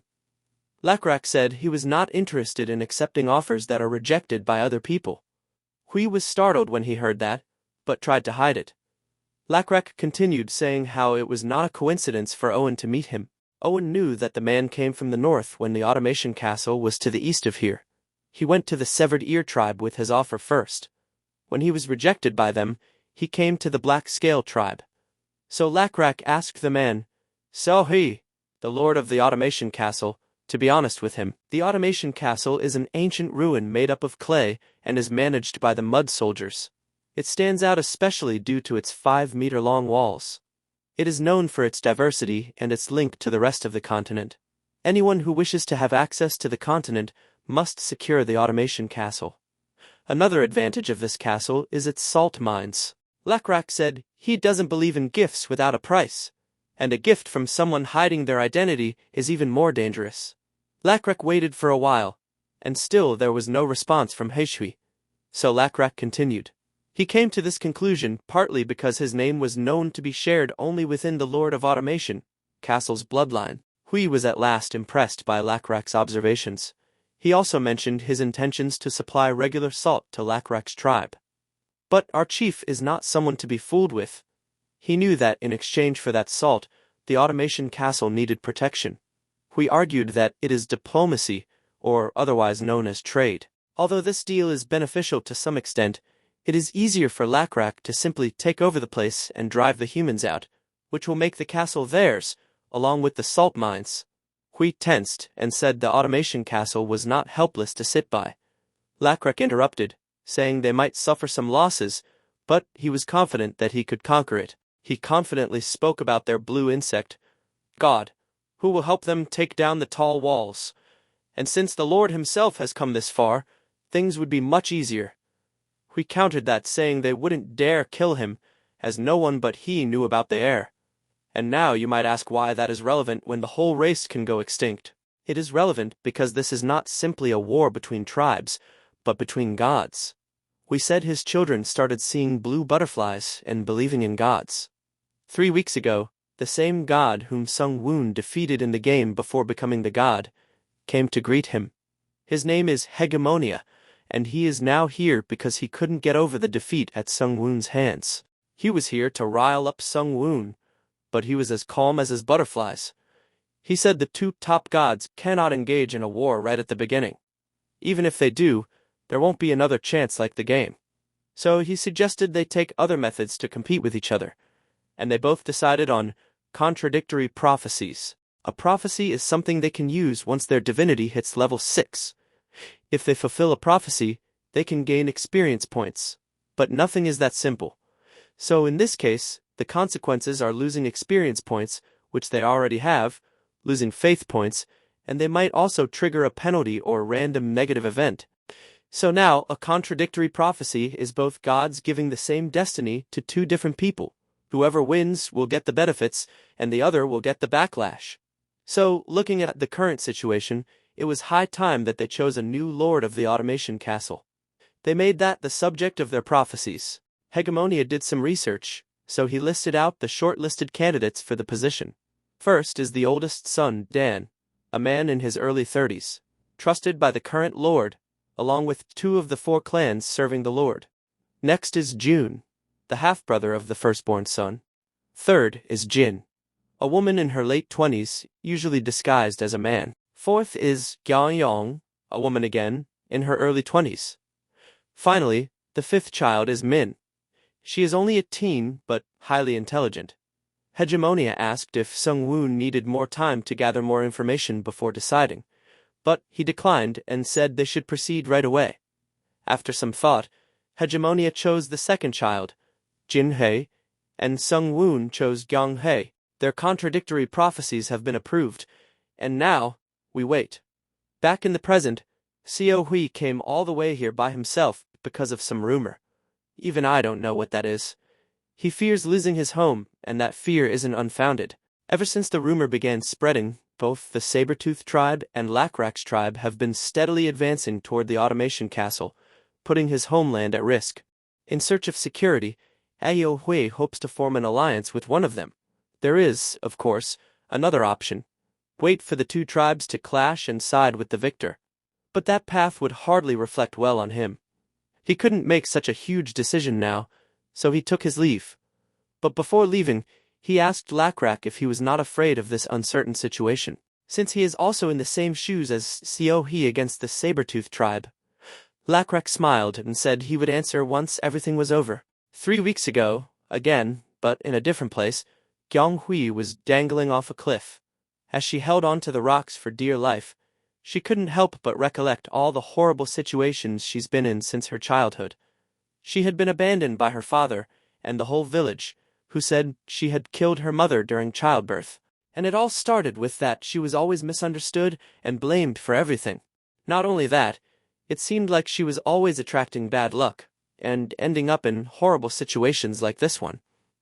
Her whole life had been so bad that she developed an endurance to pain and loneliness. She cursed the guy who gave her a faulty cart, which led her to this situation, but she tried her best to stay calm and bring herself to safety. Just then, a hand was extended towards her. The lizard man asked her to take his hand, but the girl was too scared and didn't believe in help. So she said she didn't have anything to give him and refused his help. The lizard man assured her that he would not demand anything and lifted her up with just one hand. She asked the lizard man for his name, and he said, Saran Mule. She thanked Saran and was about to leave when he stopped her and said, I'm not finished here yet, Gyonghui. Gyong tensed at hearing her name and pulled out a dagger. Saran raised his hands to show he meant no harm, and simply said that Chief Lacrack had told him her name and asked him to find her. She immediately recognized that name as the Thunder Lizard Man and the first chosen one. But why would he ask for her? Saran said it was likely due to the two rumors spreading across the Automation Castle. The first was that the second child of the Lord of the Automation Castle would become the next Lord. The other stated that the fourth child would become the next Lord. Gyong scoffed at it as nonsense, as she had been cast out by her family, so there was no way for her to become the Lord. Though she initially planned to take Saran down to keep her and her siblings' identities hidden, Saran revealed that he had been given a second order to protect her life at any cost. Even if she dismissed the rumors as baseless, her siblings wouldn't remain idle. They would seize any chance to eliminate her.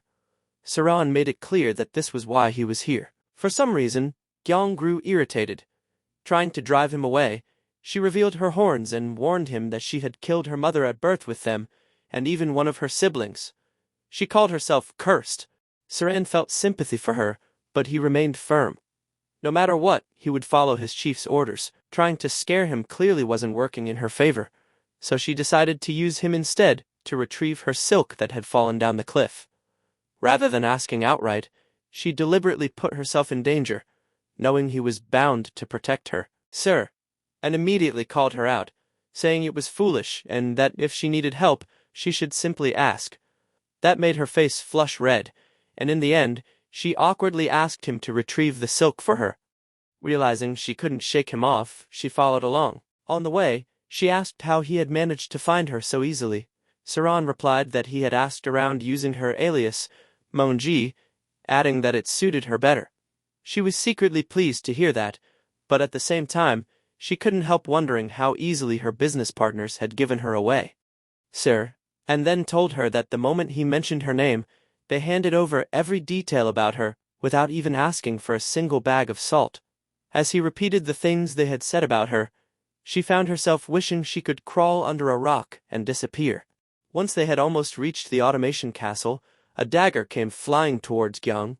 Saran was fast enough to stop it with his hand. Looks like Lacrack was right. The fight for lordship has begun. It took him only minutes to subdue the goblins who had been trying to eliminate Gyong. Saran bound them first, then went as far as treating their wounds. Gyong was impressed by his skill and remarked that she knew a lizard man warrior named Yer, who was said to be famous. Saran replied that he had learned everything from him after all. Yer was the best among their warriors. Gyong then asked if he had also learned how to treat wounds from him. Saran shook his head and said he had picked that up while working as an errand boy under Zeol. Hearing that, she was genuinely shocked. She knew exactly who Zeol was, and serving as an errand boy under him meant being under the direct command of the chief's wife, the one who handled the tribe's internal affairs. In other words, Saran was far more significant within the Black Scale tribe than she had first assumed. Realizing this, Gyong understood that having him as her protector was a considerable advantage. Once he was done treating their wounds, Sir and offered the silk he carried to the goblins and bid them farewell. As Gyong tried to stop him, he said he needed it to win them over. By the time they reached the gates of the automation castle, they found them in the process of being shut. When Gyang asked a nearby guard what was going on, he mentioned that some kind of mishap had occurred inside. It sounded suspicious, but they entered anyway. Gyang headed straight to the Gyo clan and confronted Young, the man who had lent her the broken cart. She first expressed her anger, but he quickly asked if anything had happened to her on the way. She explained how she had been attacked by goblins and how Siran of the Black Scale tribe had saved her. As Young greeted Siran informed him that he had subdued the goblins and confirmed that the Gyo clan had no involvement in the assassination attempt. Gyang, growing anxious, asked about the incident inside the castle. Young clarified that she wasn't the only one targeted. Something had happened within the castle as well. He then revealed that Dan, the first son, had gone missing. Without wasting time, they headed to his office in search of clues. As Gyang reflected on how long it had been since she last entered the room, Siran began inspecting the area, and soon discovered bloodstains on the floor. Young, unfazed, remarked that Dan was likely already dead. They had found the stains earlier, and ordered the gates to be shut, ensuring that whoever was responsible wouldn't be able to smuggle the body out. Sooner or later, the corpse would begin to rot, and the stench would lead them straight to it. Gyang found his reasoning disturbingly logical, and almost decided not to get involved. But then, an inner voice rose within her, mocking her hesitation, asking if she was really going to sit back and wait again. She tried to suppress it, but and noticed the shift in her expression and asked if she was all right. After a brief moment of thought, Gyang asked Young if he knew anyone who might own a jar large enough to hold a body without raising suspicion. More specifically, someone who stored meat in jars to preserve it. At first, neither Young nor Seer understood what she meant, but then it clicked. Whoever killed her brother would need a way to move or hide the body without attracting attention, someone who could bring in hunters without suspicion, and whose home was already filled with preserved meat in large jars. With that in mind, Gyang named her first suspect, her elder sister, Jin Hui. This is too dark, people. They are so ruthless. It is true that Jin killed her oldest brother, but as she left the village to dispose of her brother's body, she was killed by Min's mercenaries as she stood by. It doesn't end there. Immediately, Min is stabbed from behind by Jun's mercenaries. Jun and Gyang are the only ones left now. The news has been spread, and Jun was not even trying to hide his identity. As soon as Young and Gyang heard of this, they knew he was a cunning bastard. He waited and made his work easier. He knew Jin would act recklessly first, and that Min is not someone to sit by. So he waited for them to clash, and took the opportunity to eliminate them all at once. Young said the Go clan just had a meeting, and they decided to side with Gyang. She appreciated their support and said she will survive this no matter what. After all, there's someone now who trusts her despite being cursed. Gyang gathered the few people she trusted for a meeting. One of them pointed out that simply avoiding assassination attempts wasn't enough. They needed to bring the remaining clan, the only one not yet supporting Jun, over to their side. But Gyang's mind was elsewhere. Almost absent-mindedly, she said something felt off. Saran asked if it had to do with her horns, recalling how much blood she had lost the last time she cut them off. Gyang shook her head. It had always been that way, but now she had decided to stop cutting them. That wasn't what was bothering her. What troubled her was how drastically her situation had changed in just 2 weeks. Before she could continue, a report came in. The lord of the castle was on his way back. Moments later, the messenger came close to her, claiming the scouts had information to deliver a message to her in private. But before he could make a move, Saran and the goblin cut him down. The message had been a dagger meant for her. As the goblin rushed to shut the doors, he suddenly screamed. They were under ambush. Xiong urged Gyang to run, insisting that he and the others would hold off the soldiers. Without arguing, Gyang fled with Saran, leading him through a hidden sewage route, the only way to escape unnoticed. Even Saran didn't object, knowing it was their safest option. As they made their way through the foul passage, Sir An remarked that Gyang must have a strong stomach to endure it, even for a few moments. In response, she recalled a childhood incident, how she had once fallen into a ditch and nearly died. Miraculously, she hadn't been injured from the fall, but she was trapped in complete darkness, surrounded by filth, unable to find a way out. Just as she was about to lose hope, she noticed faint, floating lights. Following them, she managed to find her way to safety. When she finally emerged, she caught one of those lights and realized they were tiny insects glowing at their tails, fireflies. Sir, and frowned at that, pointing out that fireflies weren't native to this area. Gyong insisted that's what they were, though Saran suggested it might have been a different species. After several more minutes of trudging through the passage, they finally reached the exit, emerging just near the castle gates. Saran stepped forward, saying he would go out first. He warned Gyong that if he didn't return within a few moments, she should run in the opposite direction. Gyong wasn't the type to wait, but after nearly 3 weeks of traveling together, she had come to respect him, so she stayed. A few minutes passed. Then she heard a dull thud from outside. She knew what that meant. She should have run, but she couldn't. She didn't want anyone else to die because of her. Almost on instinct, she rushed toward the exit. And froze. Saran stood there with an arrow lodged through his torso. He turned toward her, strained but alert, and asked why she hadn't run. Gyong let out a bitter reply that, as a human, she was bound to make foolish decisions. Saran gave a faint, crooked smile and said humans weren't the only ones. Lakrak asked him to protect her, but never told him to sacrifice himself in the process, so they were both on the same boat. Now, the two of them stood together, facing her second brother, Jun. Jun ordered his men to kill Gyong first and leave the lizard man for later. But Siren, still conscious, had no intention of letting that happen. Just then, a messenger rushed in and whispered something into Jun's ear. His expression shifted. Raising his voice, he declared that anyone who killed either Gyong or the lizard man would be rewarded with silk. The soldiers hesitated. One of them voiced their concern. What if Siran was the chosen one? If that were true, none of them would stand a chance. Jun dismissed it coldly. If Siran truly were the chosen one, he wouldn't have kept it hidden until he was stabbed in the back. Meanwhile, Siran's eyes scanned their surroundings, searching for any possible way out. Then his gaze fixed on the wall to his right. He remembered this section was rich in salt crystal and connected directly to the salt mines. An idea formed. Without drawing attention, he leaned slightly toward Gyong and told her they would run to the right. She quickly pointed out the obvious: they were boxed in on 3 sides. Saran replied quietly that Jun was right. He wasn't the chosen one. But he wasn't just any warrior either. He was the second best in his clan. And ironically, people only ever remembered the first. Gyong stared at him for a brief moment, then nodded. As the soldiers charged, Saran suddenly hurled himself at the wall. It shattered on impact, leaving a gaping hole. Gyong followed him without hesitation. The soldiers rushed after them, but in the maze beyond, they managed to lose their pursuers. With Seer and weakening, Gyong lifted him onto her back and pushed forward, leading them both to safety. Unfortunately, they ran into a dead end. Gyong suggested pulling the spear out of Saran's torso, but he immediately refused, warning that it would only cause uncontrollable bleeding. Before he could say anything more, he heard quiet sobs. Startled, he looked at her. "Are you crying for me?" Through her tears, she snapped. "Yes, you oversized lizard. How can you be smiling when you're on the brink of death? It's always like this.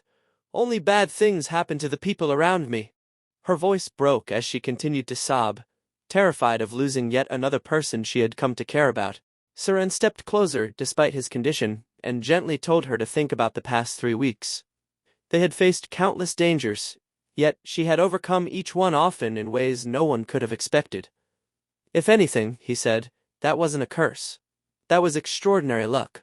No one had ever told her that before. No one had ever acknowledged her strength, her ability to endure and survive the worst. For the first time, his words truly sank in. Gyong began to see it differently, to accept that maybe she wasn't cursed after all. "Sir," and then added something else. When they first met, he had noticed that the part where the cart's axle should have been fixed had been deliberately tampered with, and that was before all of this chaos began. He also pointed out that no sewage floor would collapse so easily under the weight of a child. That, too, must have been tampered with. Someone had been targeting her long before the struggle for lordship. Her inner voice rose again, almost mocking, reminding her that she had known this all along. And just as she was about to respond, the soldiers found them. Jun, eager to eliminate the last of his rivals, didn't hesitate. He ordered his men to attack. Gyang, cornered and exhausted, was ready to accept death. But for the first time, she wasn't blaming some curse for it. Siran, however, refused to give up. He said he still believed in her luck, and this time, his faith was rewarded. The cave suddenly lit up in a vivid blue glow. A crackling presence filled the air as the electricity spirit, PCC, appeared before them. It hovered silently, stopping right in front of Siran. Then it said Siren had been chosen. Siran was momentarily too stunned to react. Behind the spirit, Jun continued shouting for his men to charge, but they hesitated, unnerved by the spirit's presence. PCZT paid no attention. Instead, it focused entirely on Siran. Still trying to process what was happening, Sir An asked if this meant he was now the 6th chosen one of their tribe, or if one of the previous chosen had died. The spirit gave only a brief answer. The Stargazer. It then declared that Siran was worthy, that, as the 2nd bravest warrior of his tribe, he qualified to be chosen. In the next instant, it transferred its power into him, declaring that, from this moment forward, he would act in accordance with the will of God. And just as suddenly as it appeared, PZCT vanished. Jun didn't waste the moment. He barked orders again, pushing his soldiers to attack. Gyang, still trying to grasp what had just happened, instinctively stepped forward, gripping her dagger to shield Siran. But Sir An calmly told her it was all right. Then, at last, he pulled the spear from his torso. Instead of collapsing, his body erupted with crackling energy. Lightning danced across his skin as he steadied himself. He told her he had managed to stop the bleeding for now. Despite the pain, he felt stronger, more alive than ever. And the strangest part? Even though he had received this power only moments ago, he already knew how to use it. Meanwhile, their enemies had no idea what had just changed. For Jun, it was the beginning of a very unfortunate end. Siran extended his arm, and arcs of electricity burst from his fingertips, striking toward the enemy. The soldiers scattered in panic, now convinced he truly was one of the chosen. Along with Jun, the few who survived the attack fled without looking back. Gyang rushed to support Siran, awed by the sheer intensity of his power.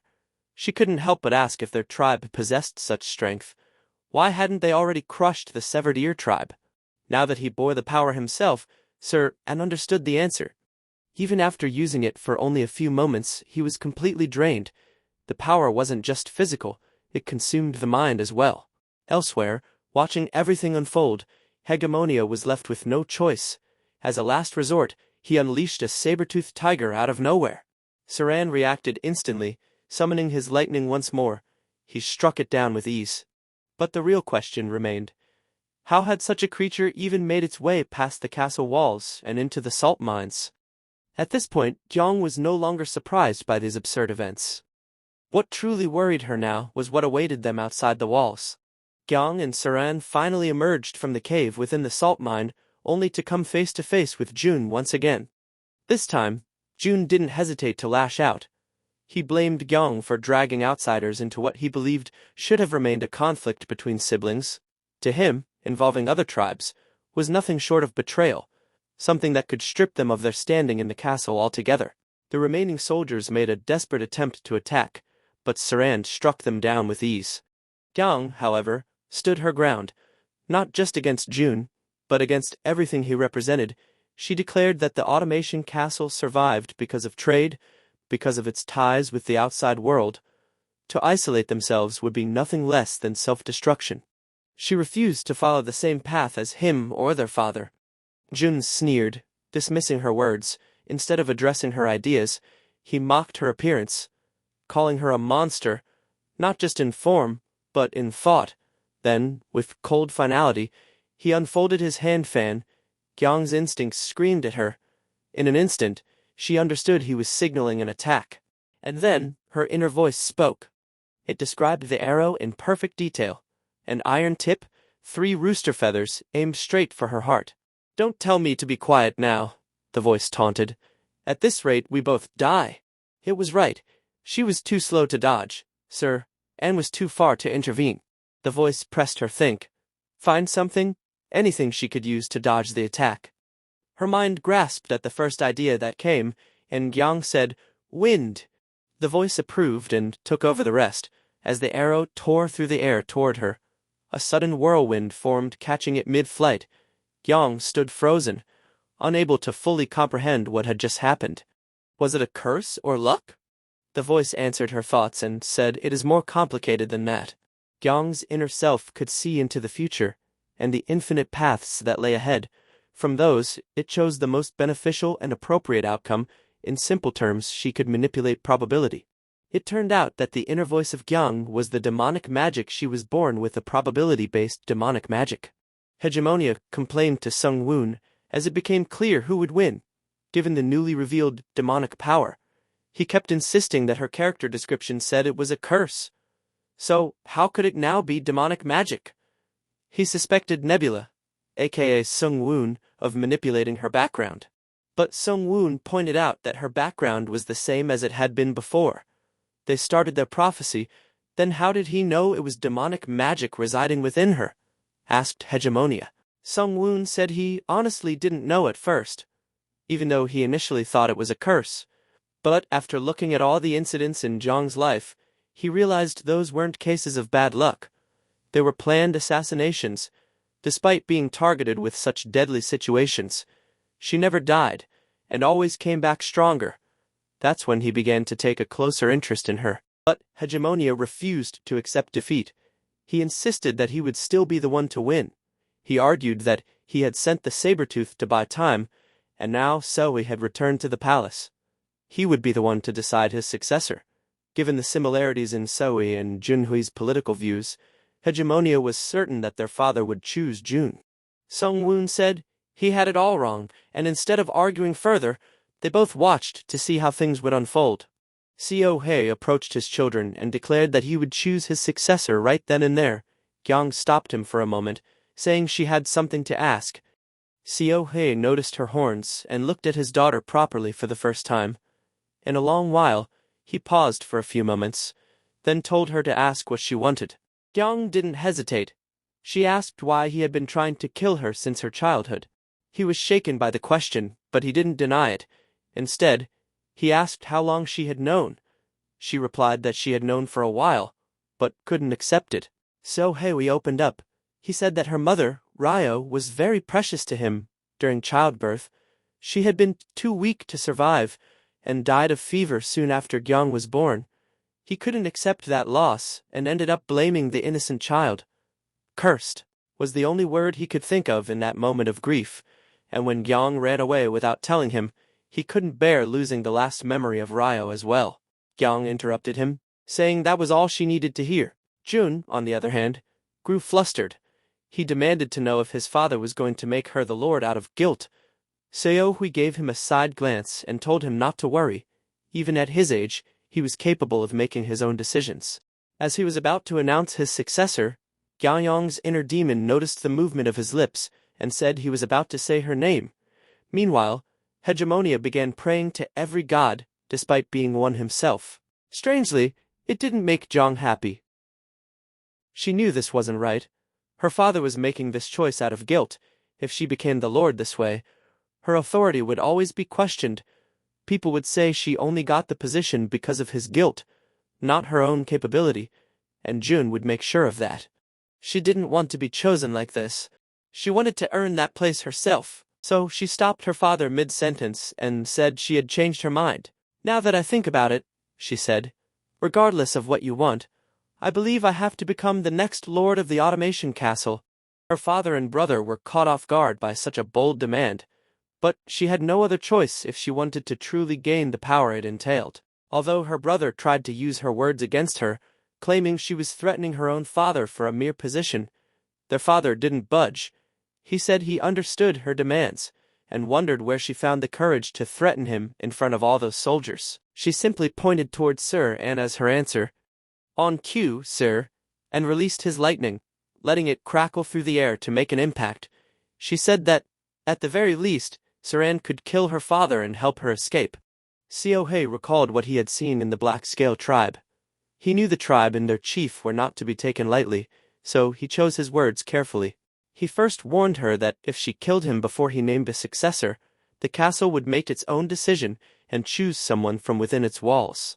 Yang replied confidently that If it came to that, she would use the Black Scale tribe's power to drive out the entire population of the castle until only she remained.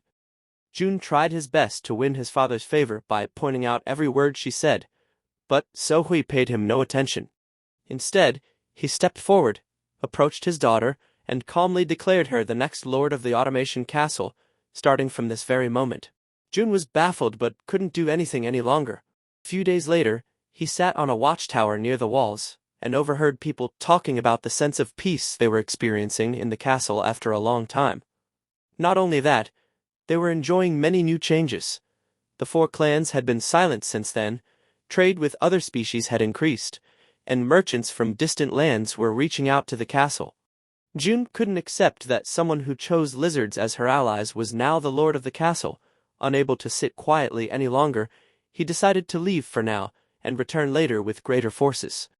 That night, as he tried to sneak out of the castle, Sir and caught him, but Jun didn't care. He wasn't going to stop for anything. Saran said he had no intention of stopping him, as Jun wouldn't achieve anything whether he stayed or left, so Jun continued on his way. However, Saran wasn't really planning to let him go so easily. He signaled the goblins hiding atop the wall. As Jun stepped out of the gate, one of them, dressed like a ninja, silently dropped from above and severed his head from his body. Hegemonia, on the other hand, accepted defeat with grace. Even Sung-woon was a bit shocked by his calm demeanor. It seemed like he had grown a little since last time. Although it angered him somewhat, he accepted the defeat and chose to move forward. Hegemonia also said that he would lead the Knoll tribe to the far west. He didn't seem to care much about the consequences of losing the contradictory prophecy, saying that they wouldn't be seeing each other for a long while. He left. Sung-woon was astonished at the Knoll's confidence in battle. Anyway, that wasn't their problem to deal with for the foreseeable future. Since they were vacating their land, Sung-woon would have a better chance of expanding his territory. But before planning that, he needed to meet the new lord of the automation castle immediately. Bok Jong dozed off in her office as she reviewed some new designs for machinery. She woke up when a firefly landed on her hand and saw that a mysterious person was standing in front of her. It took her a few moments to recognize that it was none other than the blue insect god. As she bowed to show her respect, the blue insect god showed her a slab of iron plate. Gyeong was confused and said she was not intelligent enough to understand his message. She even asked if he was asking her to offer money. Just then, Saran patted her shoulder from behind and asked who she was talking to. She looked back for a moment and said it was God. But everything shifted before her eyes. As she began to suspect it was a dream, everything faded, and she finally woke up in the real world. The dream kept her awake for a long time. Even as she strolled through the market, her thoughts kept returning to what the god was trying to tell her. During one of her daily walks, she noticed an interaction between a lizardman trader and a customer from the west. The lizardman was selling high-quality silk, and the foreigner tried to trick him by offering a bag full of iron plates, their main currency. Just as they were about to finalize the deal, Gyeong stepped in and said she had already placed a bid on the entire stock of silk. The lizardman played along. The foreigner backed off, saying he was only there for the silk and had no intention of fighting. Once he left, the lizardman questioned why she had interfered in his business. Gyeong explained that he was selling the silk for far too low a price. The trader replied that it didn't matter to him, as he had been exempted from travel charges by following Lakrak's march. Gyeong told him that it still mattered. Even if he had saved on expenses, he should never have sold luxury goods like silk for such a low price. Then she pointed out something more important. She took one of the iron plates the foreigner had offered, and brought out a weighing scale made in the automation castle, placing an original iron plate on one side, and the foreigner's on the other. She explained that the lighter side would rise. As expected, the foreigner's iron plate was lighter. Frustrated, she told the trader he should always check the weight of the iron plates. Lakrak, who had been watching from a distance, approached her and remarked that it seemed like a very useful tool. He handed her a slab of his own and asked her to weigh it as well. The moment she took it, she could tell it was different. Lakrak explained that it came from an ancient ruin, an iron plate of exceptionally high quality. However, it was extremely difficult to melt, and his blacksmiths had given up on it. Still, he believed things might be different in the automation castle, so he had brought it there. He then asked if their technology could melt it and forge it into a weapon. That was when it struck her. She began to wonder if this was the task their god had been trying to convey to her. After a few days, Gyang began to regret the confidence she had shown when speaking with Lakrak about forging weapons. The blacksmith working with the new iron plate said he couldn't do it. She was a little annoyed by that response, as she didn't want to lose her pride in front of Lakrak. It wasn't that it was impossible to make weapons from the iron plate, it was just too difficult, where a normal iron plate took about 10 strikes to shape a small spearhead. This one required merely 40. It demanded too much manpower and too much time for a single weapon. Gyang asked if it was possible to take breaks in between, but the blacksmith said it was impossible. Once the metal cooled, it would require a large amount of charcoal to reheat it. She then asked if increasing manpower would help, but the blacksmith replied that it would take at least 10 years to train them properly. Annoyed, she dismissed him for the time being, and told him to take the rest of the day off, as he had worked too hard on that metal. Sir, and later came to her office and asked if she was still worried about the iron plate issue. He suggested that she simply tell the truth to Lakrak, but Jiang refused, saying it would make her seem like a useless ally. Saran reassured her that Lakrak would understand, and that it wouldn't weaken their trust. She covered her face and admitted that even that hurt her pride, so she knew she had to do something. After thinking about what the blacksmith had said, she came up with an idea and took Sir and deep into the castle to show him something. On their way, they passed a clay soldier, which she chose not to disturb. They were created deep within the inner sanctum and couldn't be controlled at will. They simply acted on their own to protect the castle. But that wasn't what she wanted to show him.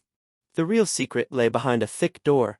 The moment she opened it, a cold pressure rushed against her face. Inside was the automation castle's water source through a water wheel. And that was her idea. To use its power to hammer the metal. To create a blacksmith that never grew tired. It was an interesting idea. But Gyong was someone who always aimed high, so she told Saran that she didn't want to use this power solely for the iron plates. With it, she intended to transform the castle itself. She then asked if he would help her achieve that goal. Of course, his answer was yes. After a few days, Zeol arrived at the automation castle to discuss the plan and layout of this new technology. Gyong explained that she intended to install a new waterway at a higher level. The plan was to install new wheels below it without weakening the existing waterway. She then asked Zeol if that was possible. Zeol said it was feasible, but the issue would be resources. They would need hardwood that didn't grow in this region, and in very large quantities. Gyong assured her that if buying resources was the problem, the automation castle could handle it. But that wasn't the only concern. Even if she spent a fortune acquiring the materials, it would reflect poorly on her people. Her position was already unstable, and if she used up so many resources on this project and it failed, it would be a huge risk. Zhao asked if she was ready to face that kind of backlash. After that discussion, Gyong sat alone and spoke with her demonic power. She asked if her demon could see the future. It replied that it was not a spirit of prophecy. She understood that, but she wanted someone to see her vision and tell her it would work. But that was impossible, and she knew it. She then absent-mindedly listed out her plans to her inner demon. She said she would leave the axis of the first wheel to the next lord of the automation castle. The second wheel would be connected to bellows to blow air into the forge, ensuring that as long as they had enough charcoal, the fire would never die. The third wheel would have a hammer attached, capable of shaping metal that humans couldn't forge by hand, and the fourth wheel would power a millstone, allowing them to grind large amounts of grain. Her inner voice said it was a good plan, and once she spoke it all out, Gyong felt a renewed sense of confidence. Just like that, her water wheel project was about to begin. The construction faced numerous challenges. Major accidents, scams, and the most grueling of all, trial and error. Building something that had never existed was a challenge in itself. It wasn't just about constructing new machinery, but about understanding countless factors through repeated attempts. If people abandoned everything that tested their patience, there would be very few new inventions. Despite everyone urging Gyong to stop, as the project was costing them twice as much as planned, she never gave up. Whenever there was no way forward, she started from scratch, and she did so as many times as it took to achieve her goal. She even invoked their god's name to win people over, saying that if they stopped now, they would be breaking the promise they had made to their god. Although the clans in the automation castle and the merchants were skeptical of her work, they did not turn away from her commands. The reason was clear: the increase in trade, economy, and profits. Using every means necessary, she completed what became the most advanced structure in their world. The 4 water wheels. Everyone was awestruck by the sight of such an invention. Once the project was complete, Gyang's first act was to apologize to their god for using his name to achieve her own ends. Still, she believed he would understand. And just like that, their iron manufacturing reached level 2. Now they could produce higher-grade iron and more durable tools. The first currency of the third continent, Pyongyang, was also established. The first written language of the third continent, Chongmun, came into existence as well. Sungwoon's civilization was advancing technologically faster than that of an average player, and this was exactly why he chose humans as his second race. The news about the new water wheel reached distant lands. Travelers often stopped by the castle on their journey just to listen to the rhythmic sounds of the machine at work. One day, 2 elven travelers passed by the castle. Hearing the loud thuds from far away, they decided to check it out. As they entered, the same lizard man whom Gyang had once taught when he was about to be scammed over his silk approached them to sell his goods. This time, he had his weighing scale ready. When the elves offered their payment, he immediately checked it and rejected the deal due to the low-quality iron. The elves' pride was hurt, and they left with a warning that he had just lost valuable customers. Gyang, watching from a distance, was impressed. Her trader was putting her teachings to good use. However, the elves caught her attention. It was rare for them to travel this far. Curious, she decided to observe how they conducted their business. To her dismay, they were targeting naive individuals and inexperienced merchants. Instead of fair trade, they focused on easy targets. She was baffled by such blatant scamming. Meanwhile, Sungwoon received another direct message. He wasn't particularly interested in interacting with other gods at the moment. His only reason for dealing with Hegemonia had been to take control of the automation castle without conflict. Now that it was done, there was no real need to engage further. But then he saw the sender, Eldar, likely the god of these northern elves. Sungwoon paused to consider. He had very little information about the north, and its conditions. This interaction could help him expand his knowledge, so he decided to accept the request. As he observed Eldar, he wondered if this player was one of those who fully role-played their characters, completely immersing themselves in their character's persona. Eldar certainly seemed like that type. Eldar asked if Sungwoon was the god of the automation castle, and he confirmed it. Eldar sighed in relief and remarked that he was better than Hegemonia. Surprised, Sungwoon asked if he knew Hegemonia. Eldar replied that he had personally driven him out of the north. That made Sungwoon think, had Hegemonia come east because he was pushed back by this player? Was Eldar really that strong? Without wasting time, Sungwoon asked the reason for reaching out. Eldar's answer was simple. If Sungwoon offered tribute to him, he would graciously spare his forces. Sungwoon didn't even bother to reply. He simply ended the call and blocked him. Still, he couldn't help but wonder what was going on. He couldn't even send his insects to the north due to the harsh weather conditions. He considered going there himself, but there was no telling what might happen in his absence. The same uncertainty applied to Eldar as well. He knew nothing about Nebula either, but since Eldar claimed to have driven off Hegemonia, Sungwoon chose not to underestimate him and began preparing for war. Meanwhile, the elves who had tried to scam the traders returned this time with their merchant guild leader, Leonard. They claimed they had come to apologize and make peace. As compensation, they offered Gyang a diamond. Gyang looked at it, and despite it being one of the most valuable items, she threw it aside and said they should conduct fair trade instead of offering bribes. That alone would have been enough. But what she did next led to far greater consequences. As they were about to leave, she called them back and ordered them to buy the blue insect god's idol. They refused, saying they already followed their own god, the dancing shadow god. Gyang didn't care. She said there was no harm in believing in 2 gods and forced them to buy it. A few days later, she received a letter from the chief of the elves, demanding an apology from the lord of the automation castle for her actions. But Gyang refused to admit any wrongdoing. Instead, she began preparing for war. As expected, The elven army was sighted near the automation castle within a few days. The chief of the elves, Hasadian, said he was taken aback when the dancing shadow god gave an oracle ordering them to punish the humans of the automation castle. But, looking at the castle now, it seemed much easier than expected. So they charged ahead, intending to finish this quickly. There were about 300 warriors, and their god, Eldar, who watched over them, believed that this number was more than enough to defeat such a small castle. Though its walls were high, they were made of clay. He also suspected there were no more than 150 soldiers inside. Their weapons were superior compared to those of the humans. Because of all this, they were far too confident of victory. That confidence didn't last long. One of their soldiers rushed in and reported that the human soldiers were camped in the canyon leading to the castle. But the strangest part was that there were only 70 of them. As Hasadian wondered why only 70 had been sent, even if they were prepared, another soldier arrived, shouting that their retreat route had been blocked, and it wasn't by humans but by lizard men. Eldar's face turned pale. He hadn't known that humans were the second race of Nebula's civilization. He had no idea about the lizard men, and that ignorance was the cause of his pride and overconfidence. He immediately called Nebula and started shouting in frustration.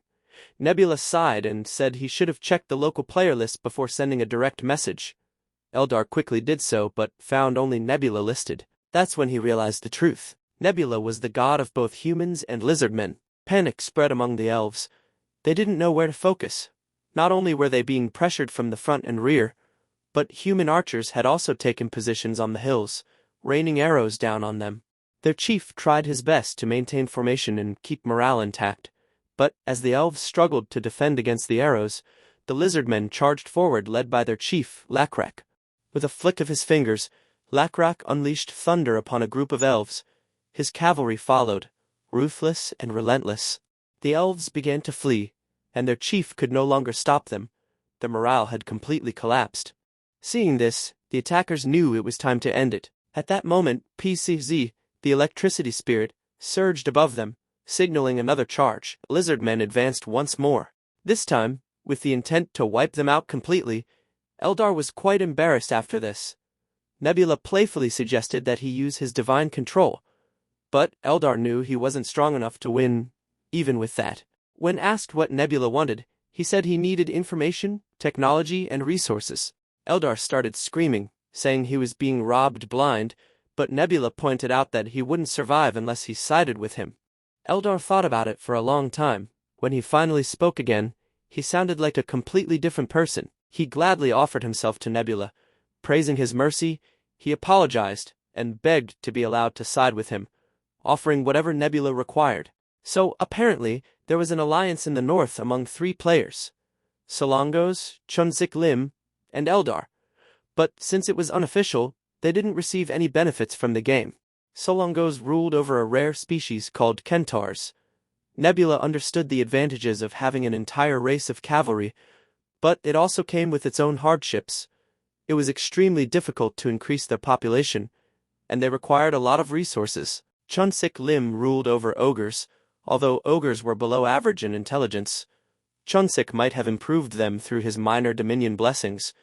Comparatively, Chunzik Lim seemed the strongest due to his ogre race. So Nebula asked if he was the one who had defeated Hegemonia. Eldar said no. That meant Hegemonia had likely faced a 3-on-1 situation and was fleeing south when he encountered Nebula. After Hegemonia left, Chunzik Lim began demanding tributes from Eldar, as he was now practically powerless. Nebula understood Eldar's behavior during their first interaction, and pointed out that Chunzik was probably closer to Solongos than to Eldar. That hurt Eldar's pride, but it was true. Elves and ogres, being sedentary races, measured their power by the size of their land, so eventually, Chunzik Lim would try to take Eldar's territory. Eldar would likely be the first to be betrayed. Eldar's face turned pale, and having such a strong power in the north could become a problem for Nebula as well. So now, they had a reason to help each other. Eldar felt a brief surge of hope, but it quickly faded as he remembered his current situation, having just lost nearly 300 soldiers, but Nebula reminded him of his minor dominion art. With that, Nebula gave him an idea, and Eldar acted on it. In the distant lands, the chief of the Kentors, Tamaridu, summoned a prophet of the elves and asked about the rumors that had been spreading. The prophet said that a king would soon arrive in their land. When that happened, the order of the world would be reshaped.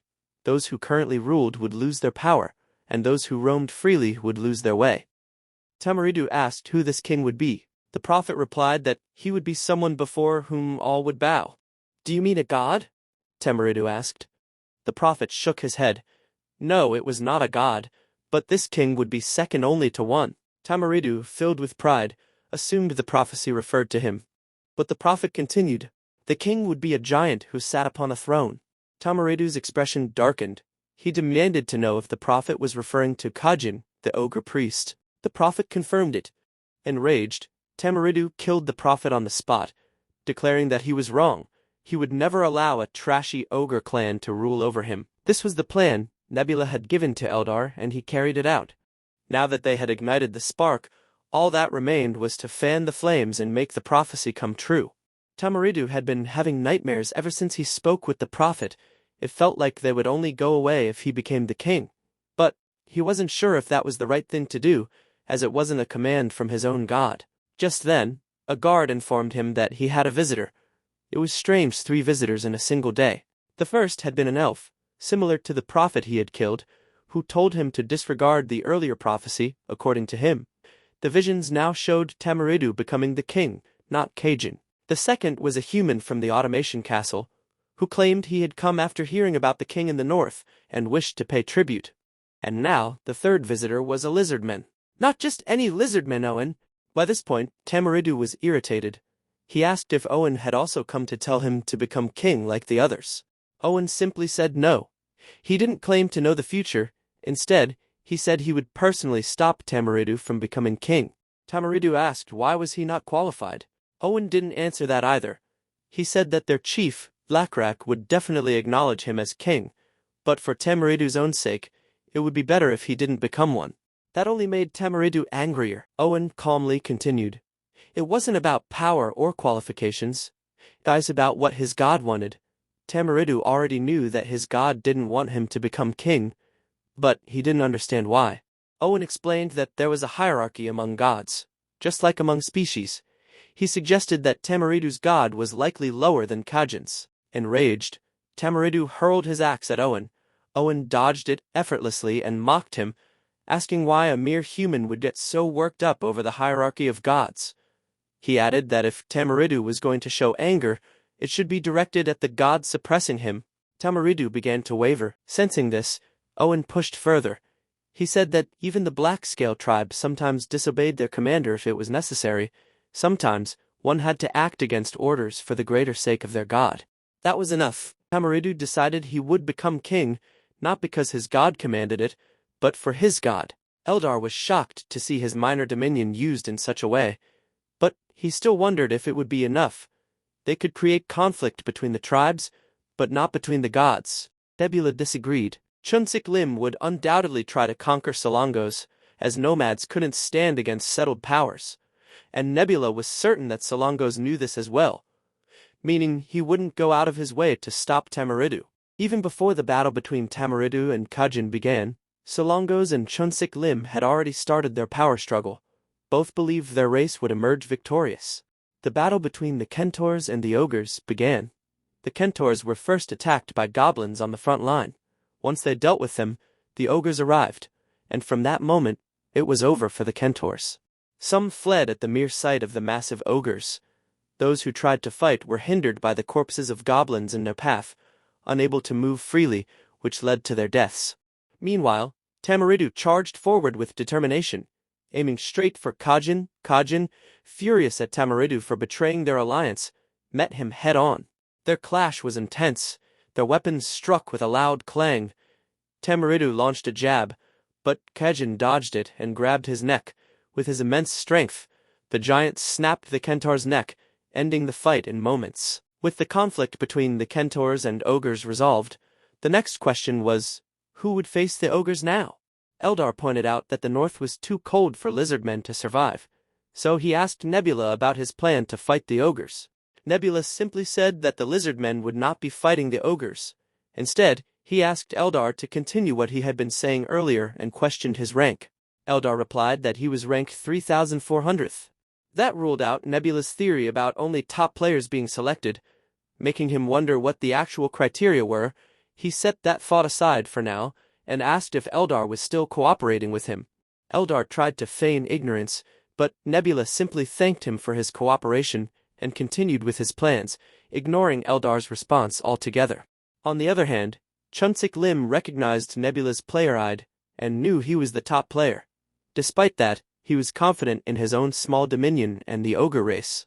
He predicted that Nebula would try a quick battle before winter, as both his dominion and the lizardmen couldn't withstand the cold, so he prepared accordingly and waited for the attack. Months passed, nothing happened. Then one day he noticed that the entire elven village was on fire. After a moment, he realized what was happening. Nebula was using a scorched earth strategy. The scorched earth strategy is used to destroy any area the enemy might occupy, cutting off their supplies. While it was an effective approach, Eldar could only watch with a long face as his village burned before him. Nebula didn't pay much attention to his reaction, as all the civilians had already been evacuated. Eldar pointed out that players don't usually resort to a scorched earth strategy this early in the game. And he was right, but Nebula had gotten lucky this time. Since the enemy was positioned along the northern coast, securing food would already be difficult for them. Trade with the Automation Castle had been completely cut off by the Black Scale tribe, so they were likely planning to raid or trade with the elves once the war began. But now, that very elven village was in flames. Eldar had nothing to say and simply sulked. The ogre's greatest weakness was their enormous appetite. They would likely run out of food before winter ended. In the end, they had misjudged who was truly vulnerable to the cold.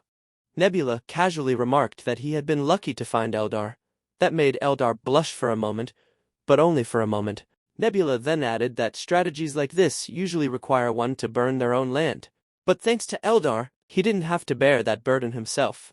Nebula's predictions proved accurate, and the ogres soon began raiding the goblin villages. It didn't take long for even that to fall apart. Many ogres started abandoning their own lands, unable to endure the hunger. Their god had no way out of this situation, and was left with no choice but to approach his recent enemy. He contacted Solongos and asked how many troops he had left. Solongos replied that there was nothing remaining after their last battle.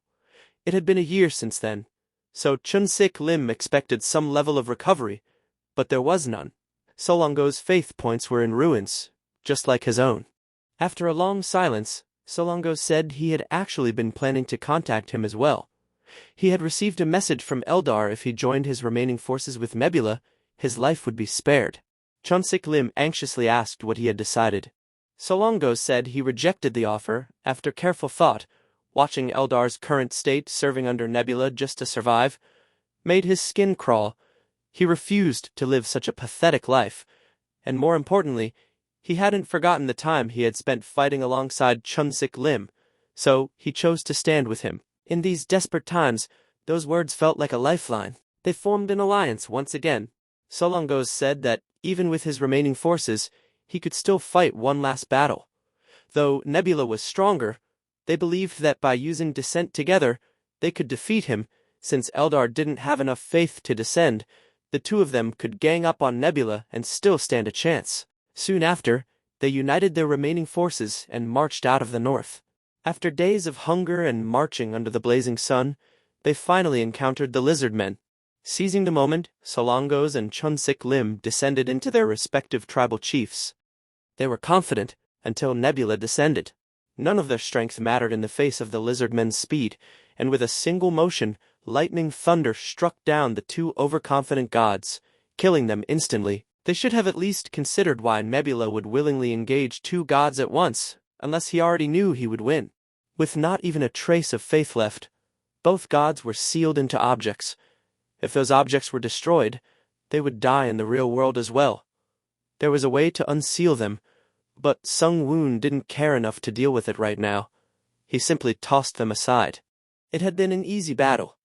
With the defeat of two gods, his level increased, however. From this point on, the experience required to level up would rise significantly.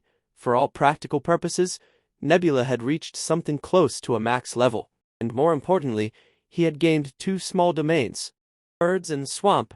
Swamp was decent, but what truly interested him was the domain of birds. He planned to exchange it for his current domain of insects. Though it was only a small improvement, it would still help him progress further. Alright, now that the issue with the 3 players was resolved, Nebula had to reassess the situation.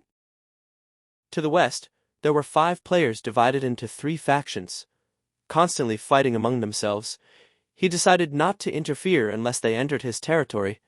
To the east lay the sea, but for now, securing land was more important, so he chose to deal with the waters later. In the north and south, however, he needed to establish control before the NPC tribes could fully settle. Since Lakrak couldn't be in 2 places at once, Nebula decided to use the elves for the north. Chief Leonard and his people were in despair. They couldn't understand why their god had forced them into such suffering, sending them to the northernmost region just after they had successfully cultivated their previous land. Now they had to start over, all while goblins and ogres lurked nearby, waiting for a chance to strike. One of the elves asked Leonard if he had received any oracle from their god. He said he had just the night before. The message was simple. Someone from the south would come to aid them. At that moment, a young elf rushed in to inform them that a human visitor had arrived. They believed this must be the one foretold in the oracle. Leonard welcomed them cautiously. Trust didn't come easily after all. They had been enemies not long ago, and entered the tent first to check for any hidden threats. Only after that did both leaders sit down to talk. Gyang said she too had come because of an oracle. Her blue insect god wished to help the weak and forsaken, so she had brought weapons, farming tools, and seeds that could grow even in cold conditions. Leonard was overjoyed at first, but then Gaoyong added she was willing to sell them at a discount. The excitement on his face faded. He admitted they had nothing left to offer. All their resources had been spent just relocating.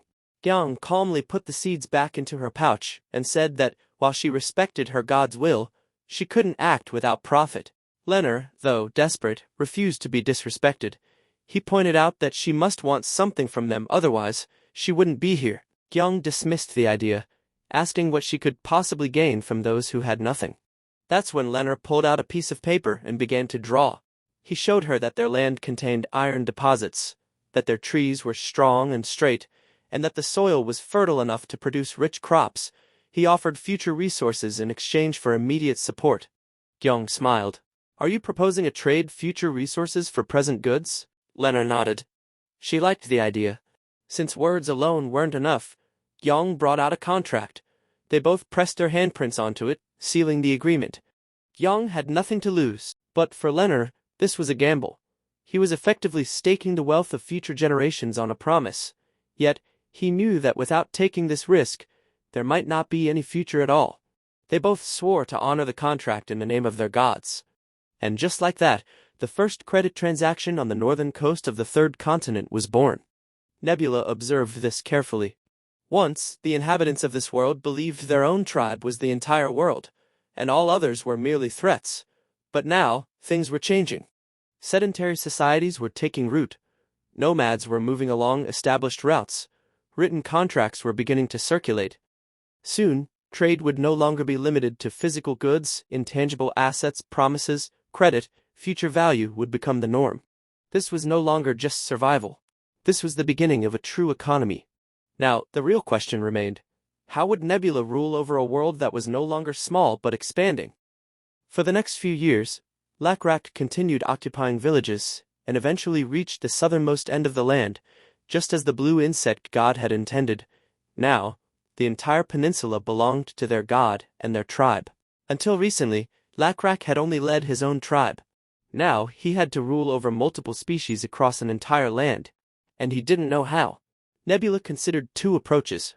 One was feudalism, where the king granted land to lords who governed it independently. The other was a centralized monarchy. Nebula preferred monarchy, as feudalism often led to internal conflicts and a lack of unified control. However, he also knew that constant internal struggles could accelerate technological growth. Both systems had their advantages and drawbacks. He asked Eldar for his opinion, but Eldar already knew Nebula had made up his mind, so he remained silent. Lakrak then gathered his council for a meeting and spoke of a dream he had the previous night. He said he had been flying, leaving his physical body behind, and soaring across the wilderness, all the way to the northern coast. He drew a map of the continent on the ground and asked for the names of each region. Where names were unknown, they created new ones. The discussion went on for a long time. When they reached the final region, no one had a name for it.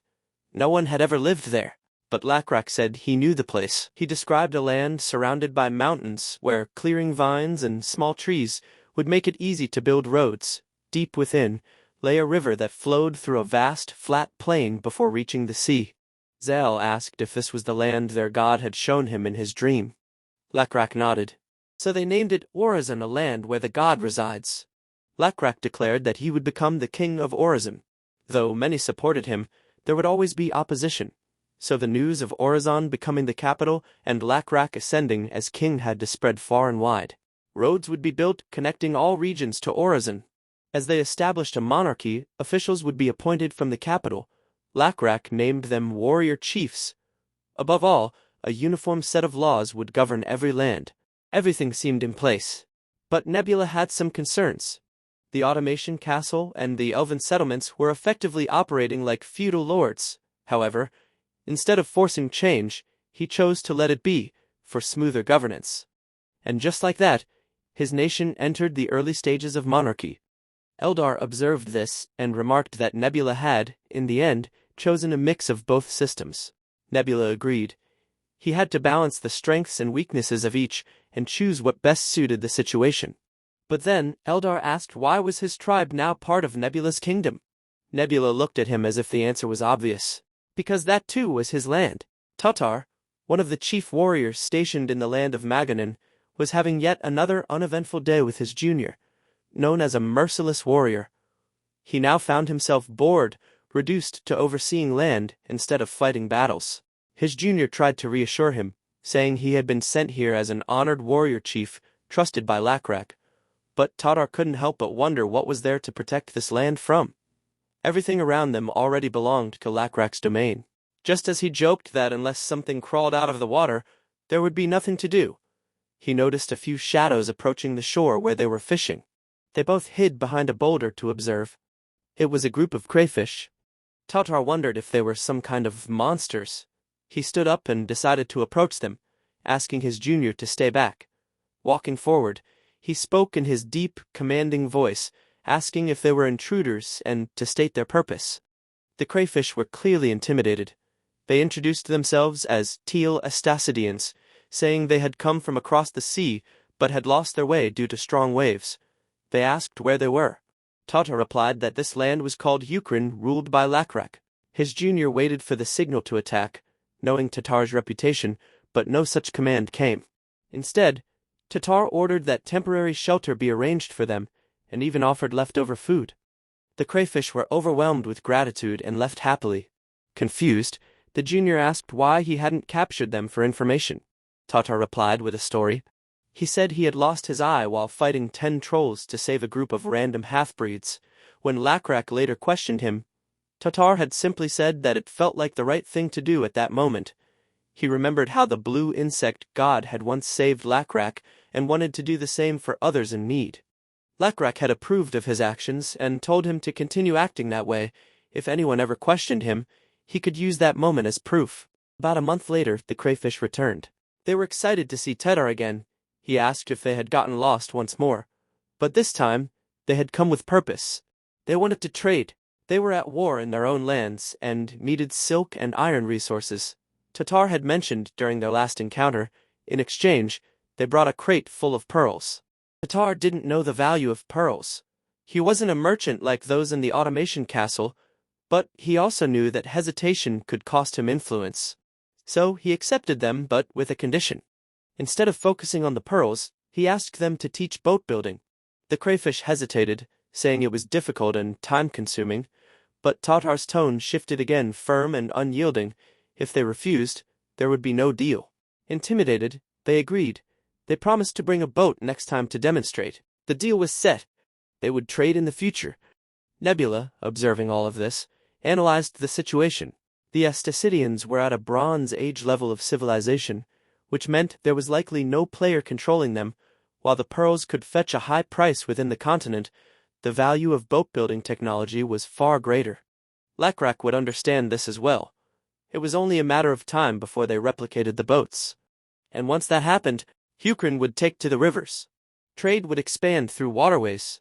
Noting Tatar's unexpected talent for diplomacy, Nebula decided to leave dealings with the Esticidians in his hands. Given their level of development, they would likely become a vassal state under Ukraine in the future. This would grant access to silver mines in their archipelago and lay the foundation for a silver-based currency system. All of this stemmed from Nebula experimenting with his minor dominion over the sea. But just as things seemed to be progressing smoothly, Hongo arrived, a creature entrusted by Lakrak with the breeding and control of locust swarms. He brought troubling news. Due to negligence, other gods had discovered the existence of the locust swarms. Nebula had already suspected that something like this would happen. Eventually, he said it was nothing to worry about and asked Hongo if he was all right. Hongo replied that he was fine. The gods had only discovered the swarms, not him. That was a relief. If Hongo himself had been discovered, it would have been far more troublesome. Nebula told him to prioritize his survival above all else. Nebula had inflicted significant damage across 5 nations in the west. Once they discovered he was behind it, retaliation was inevitable.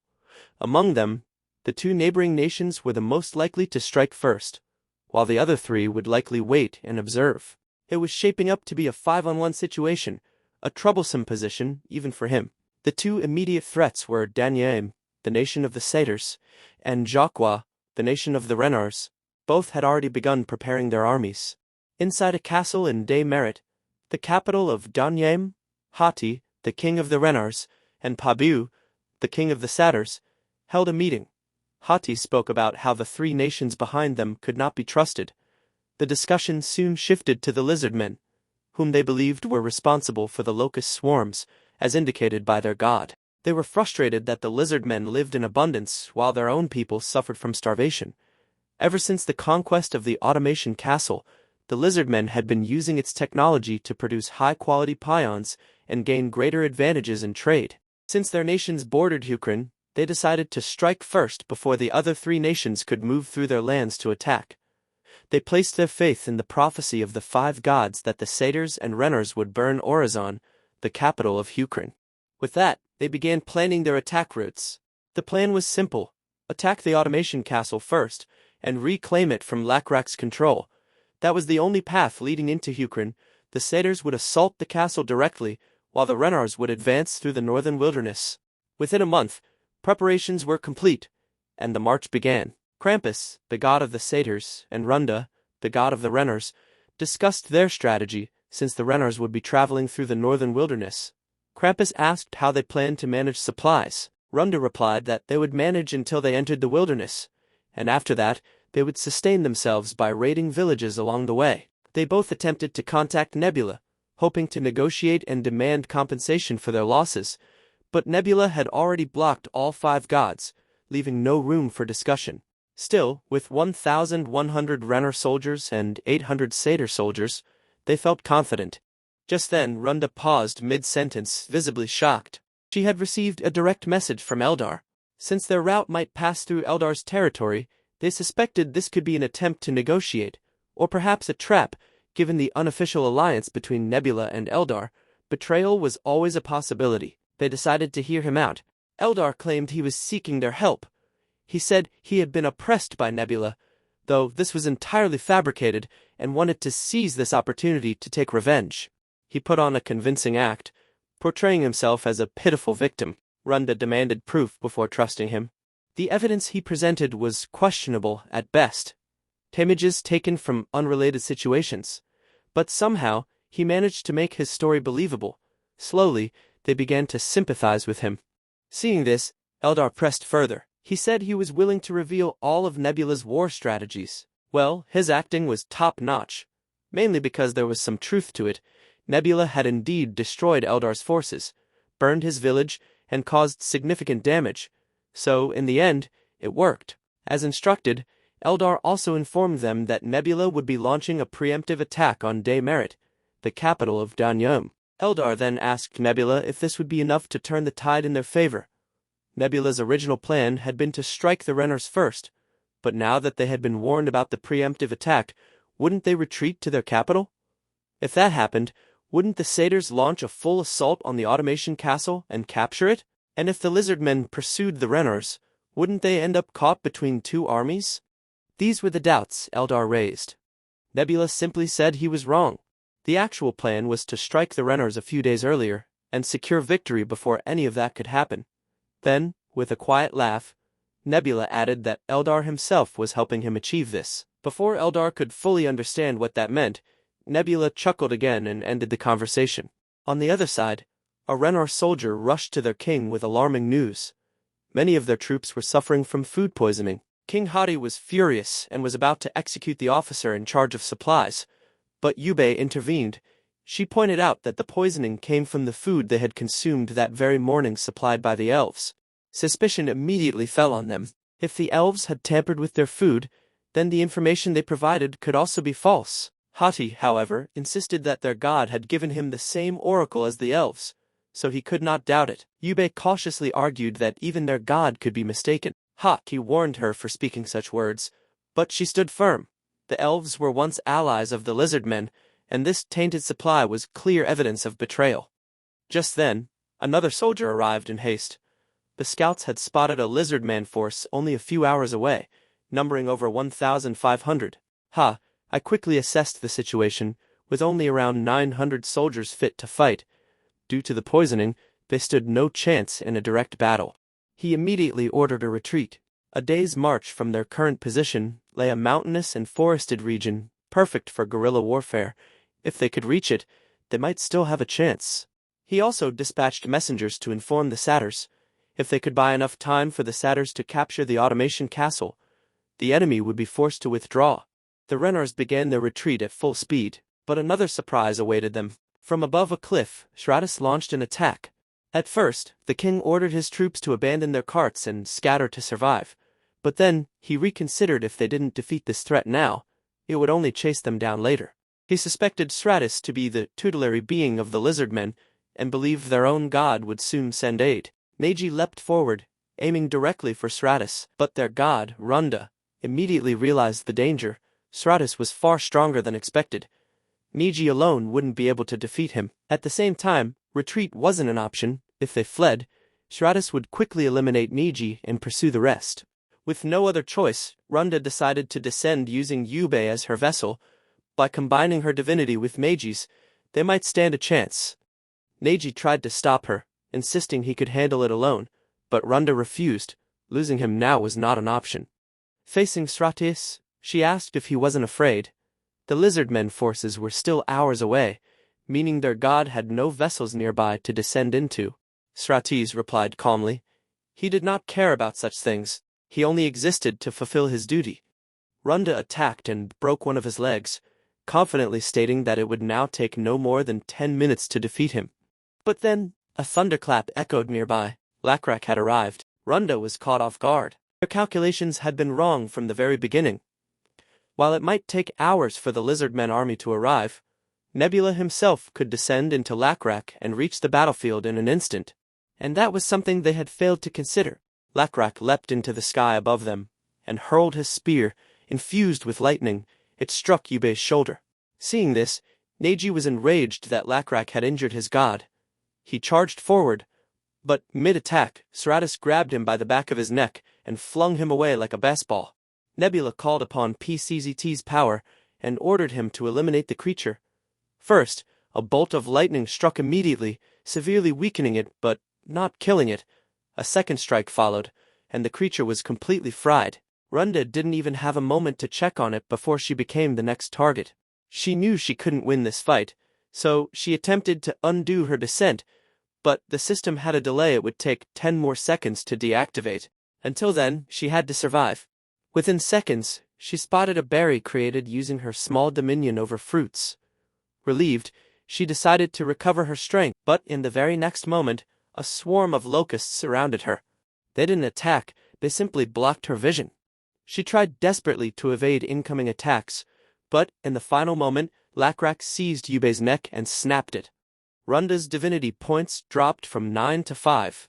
Krampus contacted her immediately, asking how much damage she had taken. It's significant, she admitted. He pointed out that with such a loss, Managing her nation's internal affairs would become difficult, even if she didn't say it aloud. She knew it was true. Her nation's income would decline sharply without her power. She could no longer grow her miraculous fruits. Her faith would also weaken, especially with her high priest now dead. Changing the subject, she asked if the satyrs had begun their march.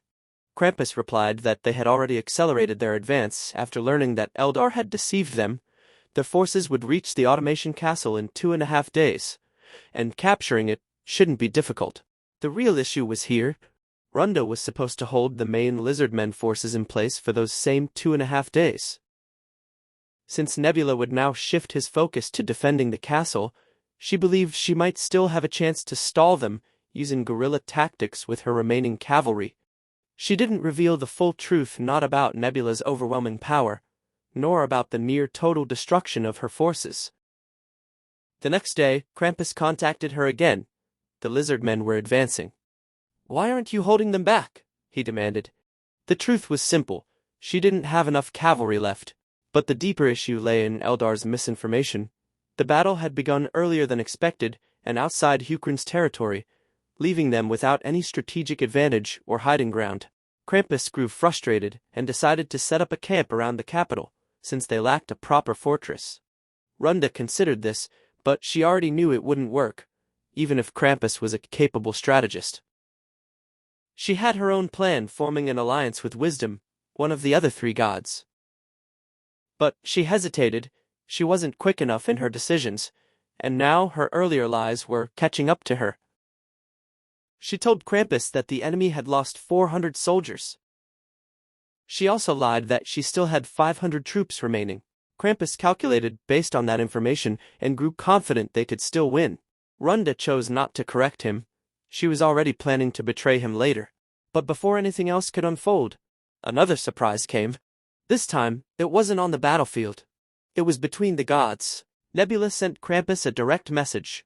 Runda was about to warn him not to accept it, but he already had. Nebula calmly asked, "Are you ready to surrender?" Krampus, still confident due to Runda's lies, replied that they still had a chance to win. Nebula paused, confused. Then he glanced at the other screen at Runda, sweating. A slow smile spread across his face. This just got a lot more interesting. Krampus refused Nebula's demand to surrender. Nebula simply told them to think it over and ended the call, giving them time. Runda immediately grew suspicious. Had Nebula figured out that she had been lying to her ally? She ended her call with Krampus, saying she would check on her troops and quickly contacted Nebula. Instead, he ignored her at first, just to amuse himself, and only answered after she kept calling repeatedly. The moment he picked up, she snapped. "You bastard, what do you want?" Nebula remained completely calm, and asked why she was so angry when he was the one who had been ambushed. She fired back, saying he wasn't truly ambushed. He replied that he was still upset regardless, and warned that he would hang up if she was just there to argue. And he did before she could respond. She called again, yelling at him to stop acting friendly. Nebula, still in his usual tone, told her to get to the point instead of whining. She demanded to know why he ended the call before Krampus could surrender. Nebula admitted that he initially wanted them to surrender and secure a promise from all 5 players not to attack his nation for a while. But now, he said, it seemed more efficient to destroy both nations and take everything for himself.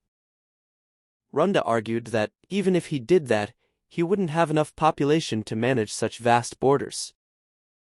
Nebula replied that he would keep the satyrs' land and leave the Renar's territory to the other 3 players who would gladly accept free land.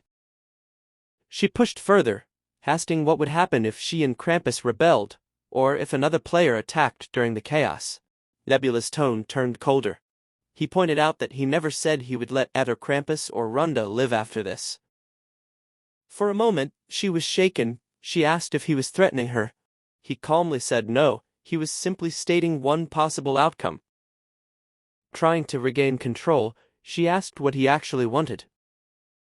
Nebula answered plainly.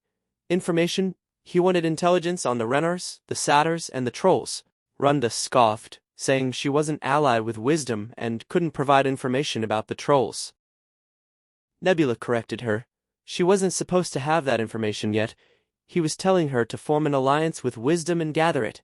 How she did that was her problem. She exploded in anger, accusing him of trying to turn her into a double agent. She refused, saying she wasn't his subordinate. Nebula didn't react to her outburst. Instead, he pointed out the obvious: this war was already straining her alliance, and if he revealed her lies to Krampus, she would be expelled from the alliance immediately. She insisted he could do whatever he wanted. She still wouldn't cooperate.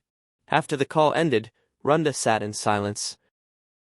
This time, she thought not about strategy but about her people. They would be the ones to suffer the most. After a long moment of reflection, she made her decision. She called Nebula back. This time, he answered with a smile, and they began starting with information on the satyrs and the renners. The war between the allied powers eventually came to an end. Krampus struggled to accept Nebula's peace terms, but with Runda's persuasion, a truce was finally reached. Meanwhile, in the automation castle, leaders of the allied forces gathered for a meeting. Gyong proposed the formation of a merchant alliance, one that would benefit everyone. After a long discussion, a major concern arose. How could they trust each other in the long term when they all came from different races? Gyong suggested a solution: placing their faith in a single deity to establish a minimum level of trust. It sounded reasonable, but there was a problem. Some would have to abandon their current faith while others wouldn't. How would that be decided? Gyong's inner demon offered an answer. They would roll a die, and whoever got the highest number would determine the deity everyone would follow. Under Gyong Hui's leadership, the merchant alliance known as the Fifth Wheel was established. Its principal deity, the blue insect god.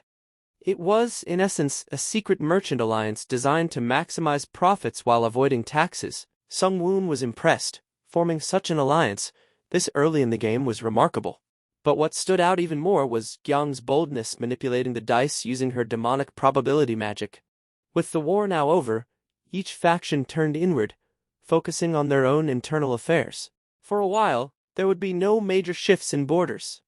A period of stagnation was approaching. But Sung Woon saw this differently. It wasn't stagnation. It was preparation, and he intended to use this time to strengthen everything for the wars yet to come. If you liked this recap, make sure to like, subscribe, and stay tuned for more awesome manhwa stories.